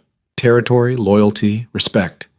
But you've complicated everything with all these legitimate businesses and international connections. Makes us vulnerable. Makes us wealthy, Elena interjected smoothly. The diversification has tripled our revenue in 5 years. Perhaps, Vincent, you're simply uncomfortable with change. Vincent's face darkened. I'm uncomfortable with weakness masquerading as strategy. The tension at the table ratcheted up instantly. Claire felt Damien go still beside her, the dangerous kind of stillness that preceded violence. But before he could respond, Robert spoke up. I actually agree with some of Vincent's concerns, he said quietly, and every head turned toward him. Not about the legitimate businesses, those are sound, but the criminal enterprises put everything at risk. One federal investigation, one determined prosecutor, and we could all go down. We should be moving away from that exposure, not doubling down on it. Interesting, Damien said, his voice deceptively calm. 2 of my most senior people questioning my leadership in my own home at my own table. Should I be concerned about a mutiny? The word landed like a grenade. Vincent straightened in his chair, his hand moving unconsciously toward his jacket, where Claire suspected he carried a weapon. Robert paled, understanding too late that he'd overstepped. Only Elena remained perfectly composed, sipping her wine with apparent disinterest. Not a mutiny, Robert said quickly. Just concerns. About our direction. About sustainability. Sustainability, Damien repeated. Tell me, Robert, in your vision of a purely legitimate operation, what happens to the 200 people currently employed in our less legal ventures? What happens to the neighborhoods we protect from rival gangs? What happens to the power structure that keeps this city from descending into chaos? We could transition them, find other... You could do nothing, Damien cut him off, his voice going cold and hard. Because you don't understand this world, Robert. You understand spreadsheets and corporate law. You don't understand that power isn't built in boardrooms. It's built in the streets, in the shadows, in the places where people like you fear to go. Robert's face flushed with anger and humiliation. Beside Claire, Vincent was smiling with vicious satisfaction, clearly pleased to see someone else receiving Damien's displeasure. And across the table, Elena watched it all with those ice-blue eyes, calculating, assessing, waiting. Claire's mind raced. This dinner wasn't just about introducing her to Damien's people. It was a test of them, of her, of the fragile bonds holding the organization together. Damien was deliberately pushing them, provoking reactions, creating stress to see who broke and how. If I may, Claire said quietly, surprising herself. Every eye turned to her. I think there's value in both perspectives. Vincent is right that there's strength in traditional methods and clear hierarchies. Robert is right that unnecessary risk should be minimized. But Damien is right that true power requires controlling multiple territories, literal and figurative. The key is balance, isn't it? Respect for what works while remaining adaptive to changing circumstances. The silence that followed was absolute. Claire's heart hammered as she realized she'd just offered strategic advice to a table full of career criminals who'd been in this business longer than she'd been alive. She'd either just earned respect or signed her death warrant. Then Damien's hand found hers under the table, squeezing gently. My wife makes an excellent point. Balance, adaptation, strength without rigidity. His eyes swept the table. Perhaps you all could learn something from someone who's survived by being smart rather than simply brutal. The rest of the dinner passed in uneasy tension, conversation stilted and careful. Claire continued to observe, noting how Vincent grew progressively drunker and more belligerent, how Robert remained withdrawn and resentful, how Elena stayed perfectly controlled and utterly unreadable. When the meal finally ended and the guests began to depart, Claire felt exhausted from the effort of maintaining her facade. She said goodbye to each person with appropriate warmth, watching them file out until only she and Damien remained in the dining room. Well, Damien said, wheeling himself away from the table. That was illuminating. What did you observe? Claire organized her thoughts carefully.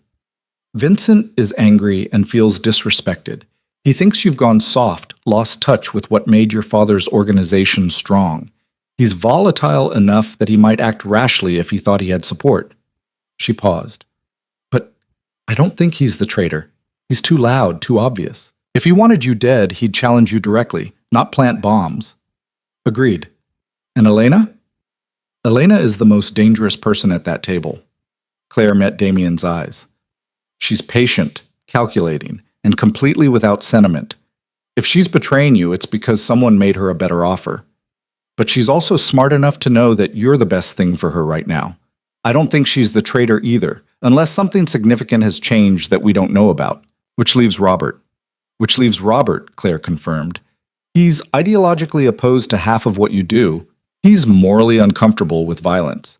And he's arrogant enough to think he could run things better, cleaner, more ethically. She thought about the flush of anger on Robert's face during dinner.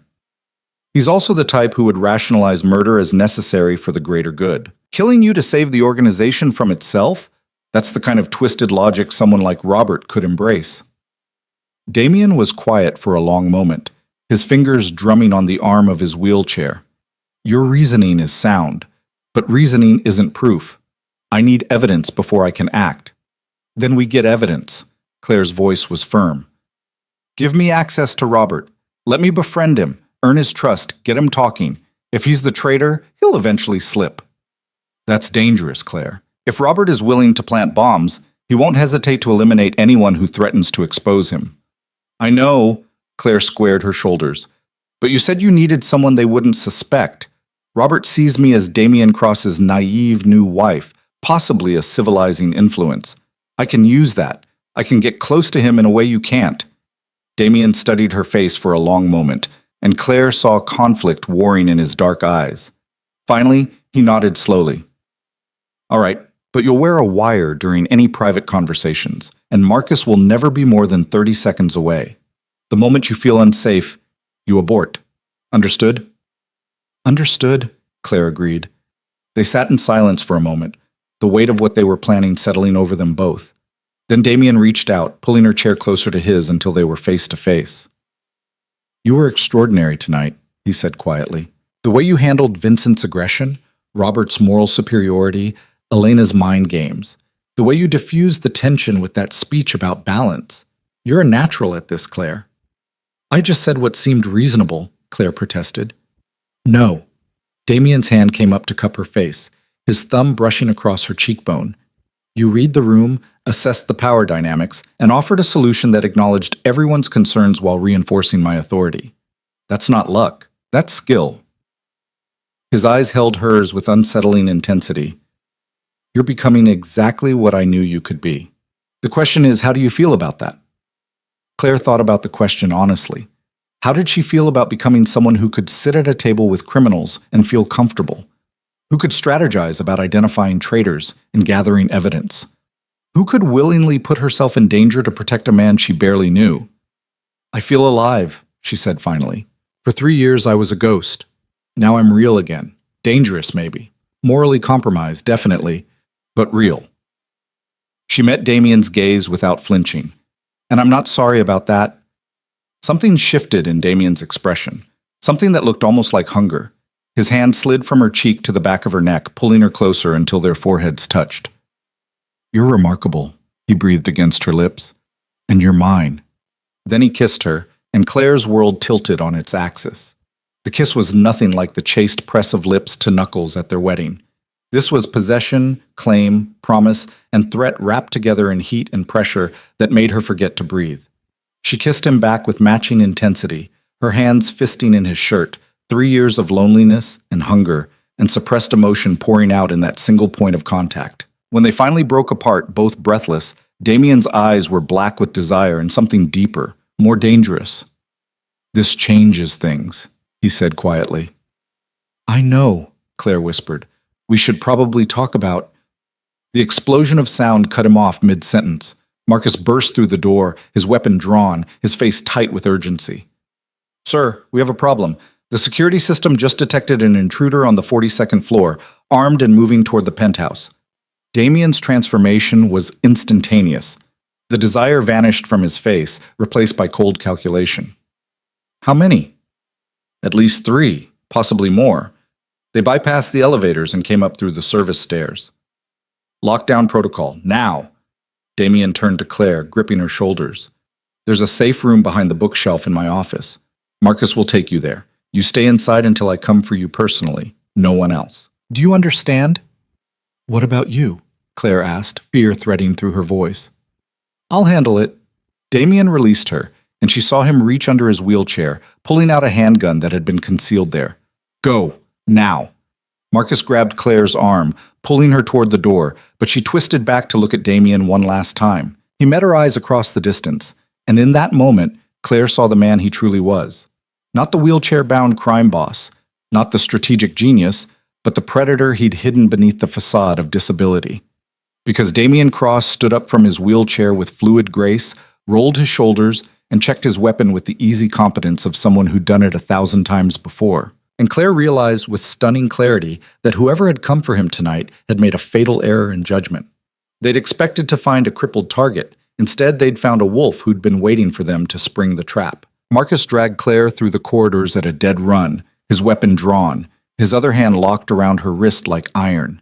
Behind them, Claire heard the distinctive crack of gunfire echoing through the penthouse, followed by shouts and the crash of breaking glass.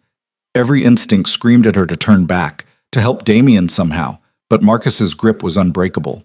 "Keep moving," he commanded, yanking her around a corner as bullets punched through the wall where they'd been standing seconds before. "The safe room is the only place you'll survive this." They burst into Damien's office, and Marcus immediately moved to the bookshelf, pressing a concealed button that made an entire section swing inward to reveal a steel-reinforced door. He punched in a code, pulled the door open, and shoved Claire inside. "Lock it behind me," he ordered. "Don't open it for anyone except Mr. Cross. Not me, not his men, not anyone. Only him." "Wait," Claire started, but Marcus was already gone, the door slamming shut with a heavy thud that spoke of serious engineering. She heard the automatic locks engage with multiple clicks, sealing her inside. The safe room was smaller than she'd expected, maybe 10 feet square, with monitors lining one wall showing security feeds from throughout the penthouse. Claire's hands shook as she watched the screen, searching for Damien among the chaos of armed men in muzzle flashes. There. On the monitor showing the main living area, she saw him. Damien moved through the space with lethal efficiency, no longer confined to his wheelchair, no longer pretending weakness. He fired with precision, dropped behind cover, rolled, and came up shooting. Every movement was fluid, practiced, deadly. This was who he really was beneath the facade. A warrior who'd spent 2 years letting the world think him broken while he rebuilt himself into something more dangerous than before.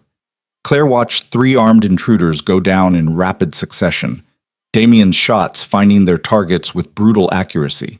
Marcus appeared from a side corridor, providing covering fire, while two more of Damien's security team converged from the opposite direction. The assault team, whoever they were, found themselves caught in a kill box they'd walked into blind. It was over in less than 3 minutes. The last intruder dropped, and sudden silence fell over the penthouse like a blanket. Claire pressed closer to the monitors, counting bodies, searching for Damien among the aftermath. He stood in the center of the carnage, breathing hard, his shirt torn and bloodied, though she couldn't tell if it was his blood or someone else's. Marcus approached him, speaking rapidly, and Damien nodded, holstering his weapon. Then his head tilted up, looking directly at the camera, and Claire realized he knew she was watching. He moved toward the office, and Claire's heart hammered as she waited. Footsteps approached the safe room door. A knock, 3 times, then twice, then once. Some kind of code. "Claire," Damien's voice came through the steel. "It's me. Open the door." Her hands trembled as she worked the locks, pulling the heavy door open. Damien stood on the other side, alive and whole, though his appearance was shocking. Blood spattered his face and clothing, his hair was disheveled, and there was a wild, dangerous energy radiating from him that made him look barely human. "Are you hurt?" Those were the first words out of Claire's mouth. "Not my blood." Damien stepped into the safe room, his eyes scanning her from head to toe. "Are you?" "No, I'm fine. Marcus got me here before." Claire's voice broke as the adrenaline finally caught up with her. "What happened?" "Who were they?" "Robert's people." Damien's voice was flat, emotionless. 3 professionals, former military by their tactics. They came for me while the security system was supposedly being upgraded, which means someone inside gave them the access codes and timing. Claire's stomach dropped. Robert really was the traitor. Yes. Damien pulled out his phone, scrolling through messages with blood-stained fingers. Marcus tracked his movements after the dinner. Robert went directly to a warehouse in the industrial district, one of Vincent's territories, interestingly enough. He met with the assault team there, gave them the codes, sent them here to finish what the bomb couldn't. His jaw tightened. "He's in custody now. My men picked him up 10 minutes ago." "What are you going to do with him?" Claire asked, though she already knew the answer. Damien's eyes met hers, dark and utterly merciless. "What do you think I should do with someone who tried to kill me twice in 48 hours? Who endangered you in the process?" The question hung between them, heavy with implication. This was a test, Claire realized. Damien was asking if she could accept what he was, what he did, the choices he made in this world she'd married into. Robert Chen was a dead man. The only question was whether Claire could live with being complicit in that execution. She thought about the man who'd sat at their dinner table radiating moral superiority, who'd criticized Damien's methods while planning his murder, who'd sent armed killers into their home without a thought for the innocent staff who might be caught in the crossfire. She thought about the moment Marcus had pulled her through bullets meant to ensure there were no witnesses. "I think," Claire said slowly, choosing her words with care, "that in your world, betrayal has only one consequence, and I think Robert understood that when he made his choice." She held Damien's gaze steadily. "So do what you need to do. I won't stand in your way." Something shifted in Damien's expression, approval perhaps, or relief that she understood the rules of the game they were playing. "He'll talk first. Tell us who else knew about his plans, who helped him, whether this was truly his operation or if he was working for someone else." He stepped closer, his bloodied hand coming up to cup her face. "And then he'll die, Claire. I'll kill him myself for putting you in danger." The words should have horrified her. Instead, Claire felt a dark satisfaction curl in her chest. "Good." Damien's eyes widened slightly, genuine surprise flickering across his features. Then he pulled her against him, kissing her hard and desperate, tasting of violence and victory and something primal that made Claire's blood sing. She kissed him back with equal intensity, her fingers tangling in his hair, both of them alive and whole when they could have been dead. When they finally broke apart, Damien rested his forehead against hers. "I need to handle this. Robert's interrogation, cleanup, securing the building. It's going to take hours." "I know." Claire's hand slid down to rest on his chest, feeling his heart pounding beneath her palms. "Do what you need to do." "Will you be here when I'm done?" The question was quiet, almost vulnerable. "Where else would I go?" Claire asked. "This is my home now. You're my husband. I'm not going anywhere." Damien's arms tightened around her for a moment. Then he released her and stepped back, the crime lord's mask sliding back into place. Marcus will stay with you. Don't leave the penthouse. The building is secure, but I'm not taking chances. He left, and Claire sank onto the leather sofa in the safe room, her legs finally giving out. The monitor still showed the aftermath of the assault, bodies being removed, blood being cleaned, the evidence of violence being systematically erased. This was her life now. This was the world she'd chosen. And the terrifying thing was, she didn't regret it. The hours crawled by. Marcus brought her food she couldn't eat, coffee she sipped mechanically, updates that Robert was still being interrogated in one of Damien's secure locations across the city. Dawn was breaking over the skyline when Damien finally returned, looking exhausted but grimly satisfied. "It's done," he said simply, collapsing onto the sofa beside her. Robert talked. The operation was his alone. He thought removing me would let him reshape the organization into something more legitimate, more acceptable to his moral sensibilities. The arrogance of it is almost impressive. Was? Claire caught the past tense. Was. Damien's voice was flat. He won't be a problem anymore. Claire nodded, accepting this. And the organization? Will the others fall in line now? Oh, they'll fall in line. Damien's smile was sharp and cold. Because tomorrow night we're hosting another dinner. Vincent, Elena, and every senior lieutenant. And you're going to stand beside me when I tell them exactly what happened to Robert and why. You're going to be my partner in making sure everyone understands that betrayal ends in death, and that you are under my complete protection. Claire's pulse quickened. You want me to be part of the message. I want them to see us as a united front, husband and wife, partners, equals. Damien turned to face her fully. Robert saw you as an innocent civilian, a weakness he could exploit. I want everyone to know you're anything but. Can you do that? Claire thought about the girl she'd been just days ago, invisible, powerless, scrubbing floors in a basement. Then she thought about the woman she was becoming, someone who could sit at a table with criminals and hold her own, who could watch violence unfold and not flinch, who could accept the brutal justice of her husband's world without losing herself. Yes, she said firmly. I can do that. The next evening, Claire dressed in black, a deliberate choice, the color of mourning and power in equal measure. The dress was elegant, expensive, and utterly uncompromising. She wore her hair down, diamond earrings that caught the light, and an expression of calm confidence she'd practiced in the mirror until it looked natural.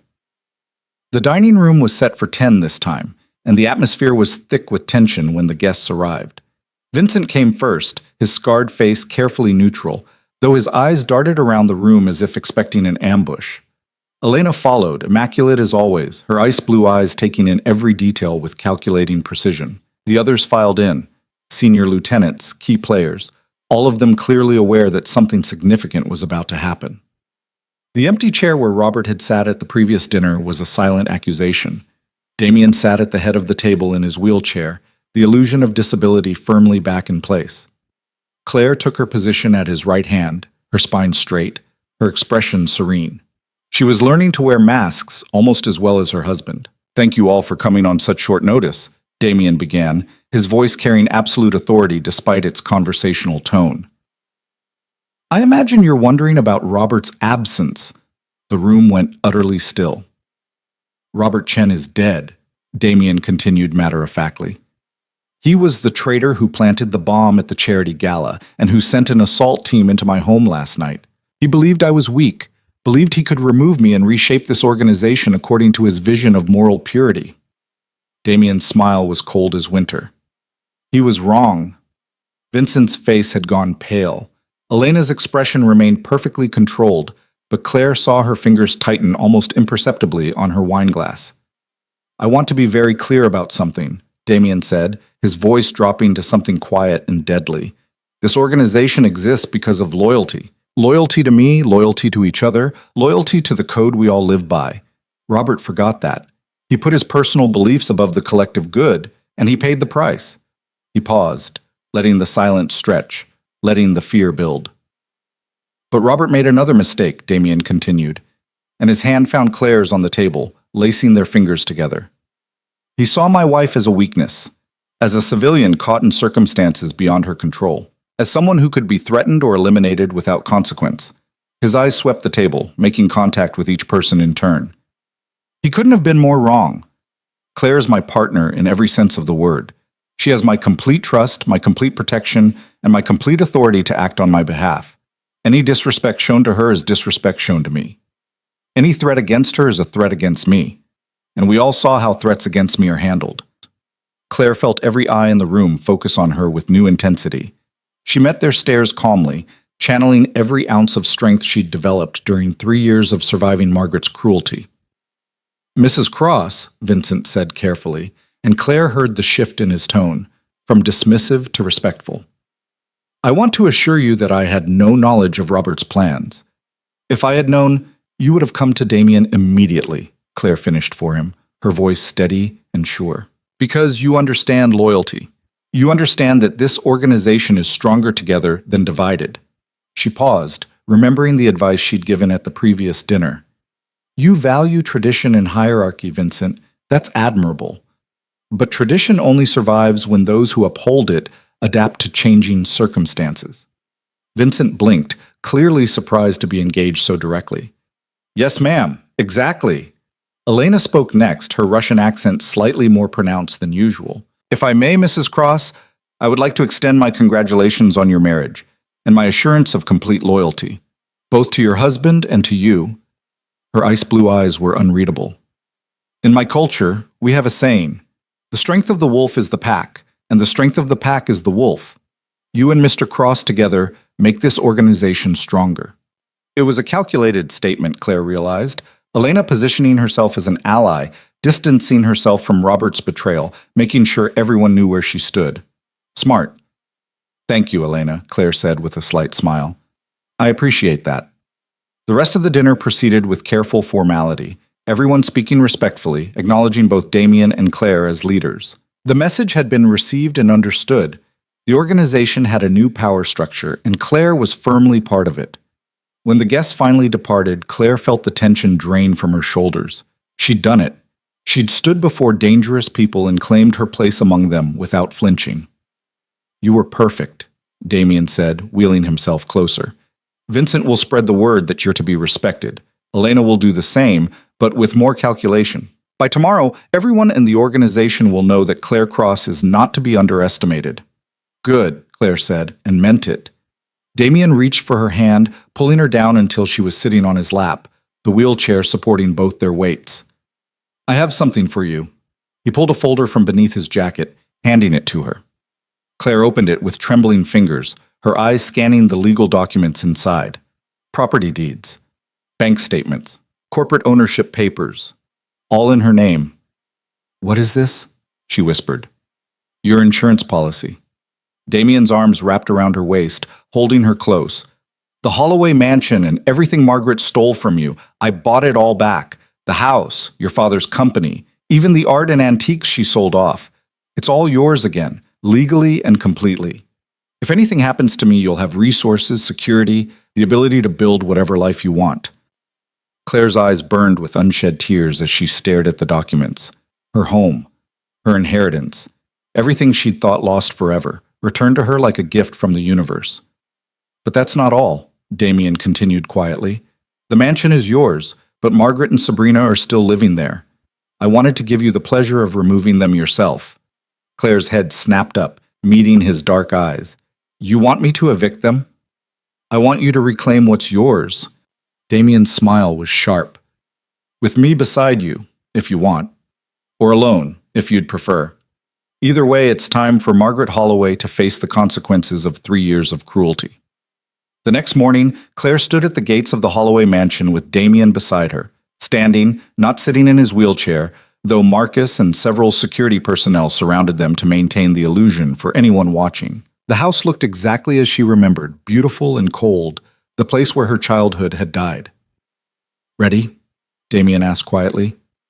Claire straightened her spine, lifting her chin. Yes. They walked up the front steps together, and Claire used the key from the deed packet to open the door she'd once been forbidden to enter through. The grand foyer was exactly as she remembered. Marble floors, sweeping staircase, the chandelier her mother had loved hanging overhead. Who's there? Margaret's voice echoed from upstairs. I told you people to use the service entrance. Claire smiled coldly. It's not the service, Margaret. It's me.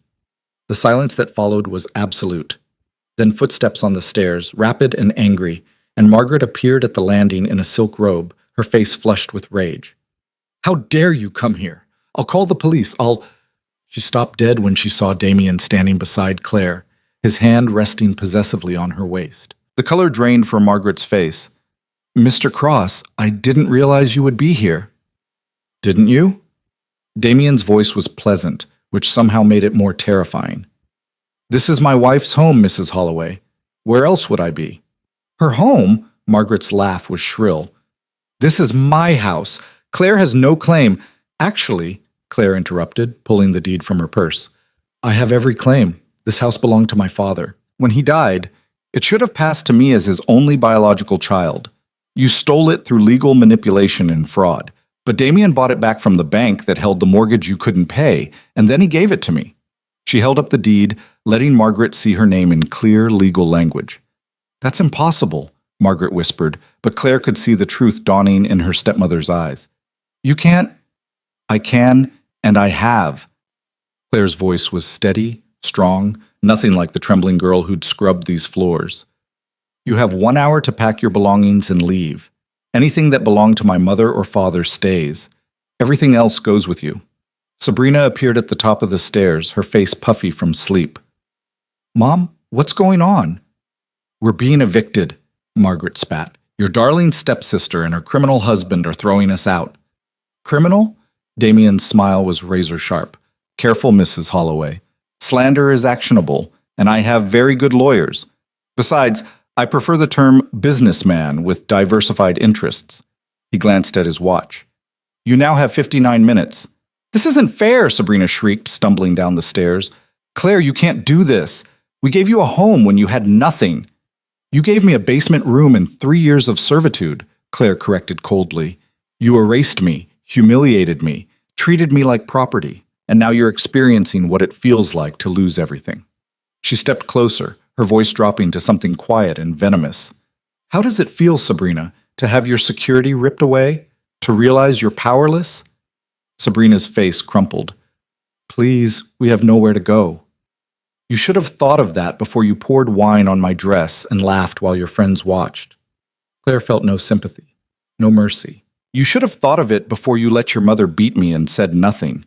You should have thought of it before you ran away from your own wedding and left me to take your place." She turned away, dismissing Sabrina's tears as easily as Sabrina had once dismissed her pain.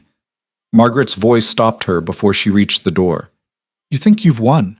You think marrying a mobster makes you better than us? You're nothing, Claire. You'll always be nothing. And when he gets tired of you, when he trades you in for someone younger or prettier or more useful, you'll have nothing again." Claire turned slowly, meeting her stepmother's hateful gaze with perfect calm. "I survived 3 years of your worst. I survived your cruelty, your manipulation, your systematic destruction of everything I loved, and I came out stronger." She moved closer, close enough to see the fear beneath Margaret's bravado. "Damien didn't make me strong. You did. Every slap, every insult, every moment of humiliation taught me how to endure, how to survive, how to wait for my moment." She smiled, and it was her husband's smile, cold and sharp and absolutely merciless. "So thank you, Margaret, for making me into someone who could stand here today and destroy you without a second thought." Margaret's face went white, then red, her hands shaking with impotent fury. But there was nothing she could say, nothing she could do. The power she'd wielded so viciously was gone, stripped away as completely as she'd once stripped away Claire's dignity. 55 minutes, Damien said pleasantly. "I'd start packing if I were you." They left Margaret and Sabrina standing in the foyer, stunned and powerless, and walked through the house together. Claire moved through rooms filled with memories, her mother's sitting room, her father's study, the library where she'd spent countless hours reading. Damien had been thorough.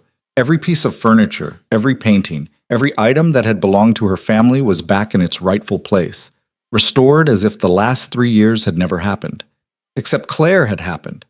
She'd been forged in fire and emerged as something her younger self never could have imagined. "How do you feel?"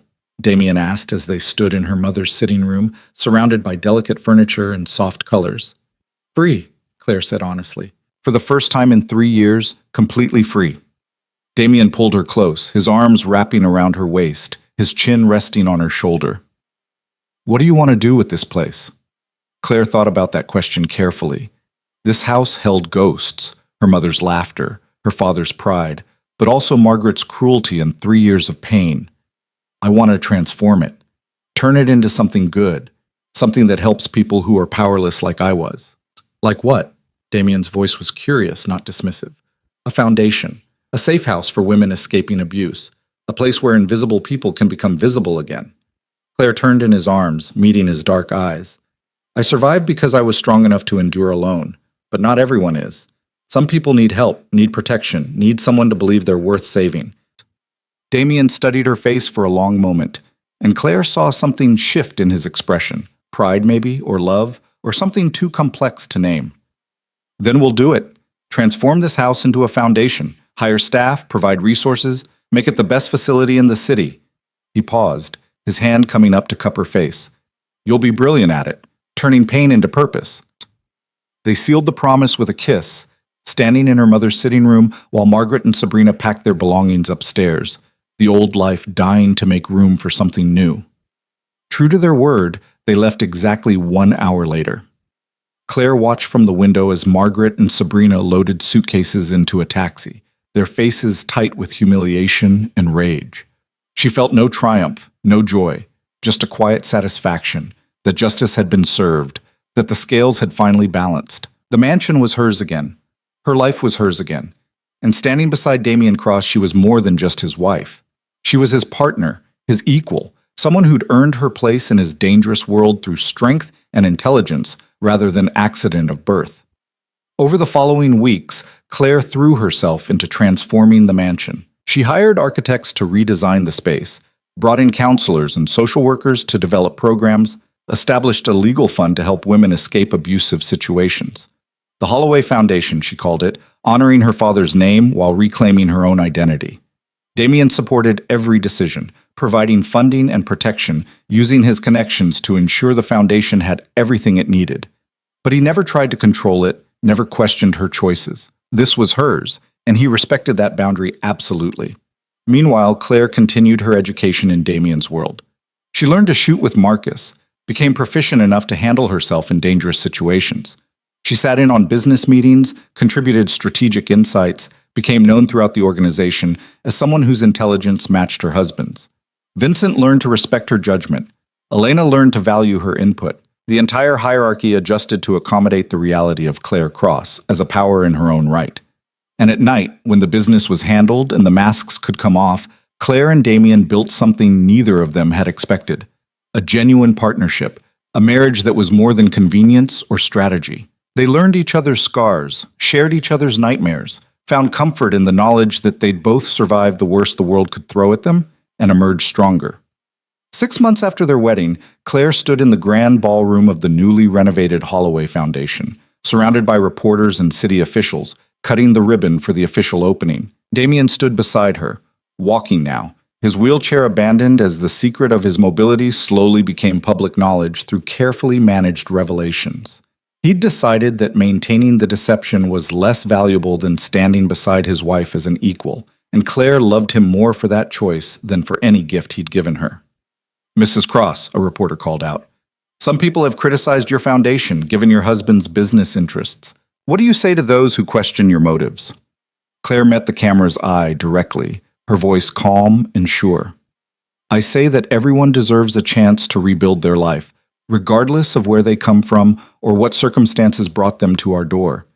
This foundation exists to help women who've been made invisible by abuse, by poverty, by systems that failed them. We don't judge. We help. She paused, her hand finding Damien's. And yes, my husband's resources help fund this work. I'm not ashamed of that. I'm grateful for it. Because without his support, these women would have nowhere to go. The reporter started to ask another question, but Victoria Ashford appeared at Claire's elbow, immaculate as always. I think that's enough questions for today. Mrs. Cross has actual work to do, unlike those of us who simply write about it. The reporters laughed and the crowd began to disperse, moving toward the refreshment tables Claire's staff had prepared. Victoria lingered, her sharp eyes assessing Claire with the same intensity as their first meeting. You've come a long way from that terrified bride at the charity gala, Victoria observed. I was never terrified, Claire corrected gently. Just uncertain. There's a difference. Victoria's smile was genuine. Indeed. Well, you've made quite an impression on this city, Mrs. Cross. The foundation is brilliant. Your work with your husband's organization is the subject of considerable speculation, and you've become something of a legend among the women you've helped. She paused. I'd love to do a feature story. The transformation of Claire Holloway into Claire Cross. From invisible to undeniable. Claire considered the offer carefully. A year ago, the idea of publicity would have terrified her, but she'd learned that visibility was power, that being seen meant being taken seriously. All right, she agreed, but I want editorial approval, and any proceeds from the article go to the foundation. Done. Victoria extended her hand and Claire shook it, sealing the agreement. As the evening wound down and the guests departed, Claire found herself alone with Damien in the ballroom, surrounded by the transformed space where she'd once been a servant. The irony wasn't lost on her. Your mother would be proud, Damien said quietly, pulling her into his arms. Turning pain into something beautiful. That takes strength most people don't have. I learned from you, Claire replied. You turned weakness into a weapon. I'm just following your example. No. Damien's hand came up to tilt her face toward his. You're creating your own path. I gave you tools, maybe, and protection. But this? He gestured at the foundation around them. This is all you, Claire. Your vision, your strength, your refusal to let the past define your future. Claire kissed him, pouring 3 years of gratitude and 6 months of growing love into the contact. When they finally broke apart, she rested her forehead against his. Thank you, she whispered, for seeing me when I was invisible, for believing I was worth saving. Thank you, Damien countered, for choosing to stay when you could have run, for becoming my partner instead of my victim, for making me believe that something good could come from the empire I built on violence and fear. They stood together in the empty ballroom, two broken people who'd found wholeness in each other, who'd built something real from a foundation of lies and necessity. The past was behind them. Margaret and Sabrina living in a small apartment across the city, powerless and forgotten. Robert Chen buried and unmourned, the organization stronger than ever under their joint leadership. The future stretched ahead, uncertain but no longer frightening. Claire had her foundation, her purpose, her power. Damien had his empire and a wife who understood the cost of maintaining it. Together, they had something neither had ever expected to find, a partnership built on mutual respect, shared strength, and the bone-deep knowledge that they'd survived the worst and emerged unbreakable. Claire Holloway, the invisible girl who'd scrubbed floors and endured humiliation, was gone forever. In her place stood Claire Cross, philanthropist, strategist, partner to the most dangerous man in the city, and a woman who'd learned that true power came not from avoiding the darkness, but from walking through it and emerging with your soul intact. And as she stood in the ballroom with her husband's arms around her, and her mother's dream transformed into reality, Claire realized that sometimes the greatest revenge wasn't destruction. It was survival. It was transformation. It was taking everything that had been stolen and building something better from the ashes. Margaret had tried to erase her. Instead, she'd created someone unforgettable. Sabrina had tried to use her. Instead, she'd lost everything while Claire gained a kingdom.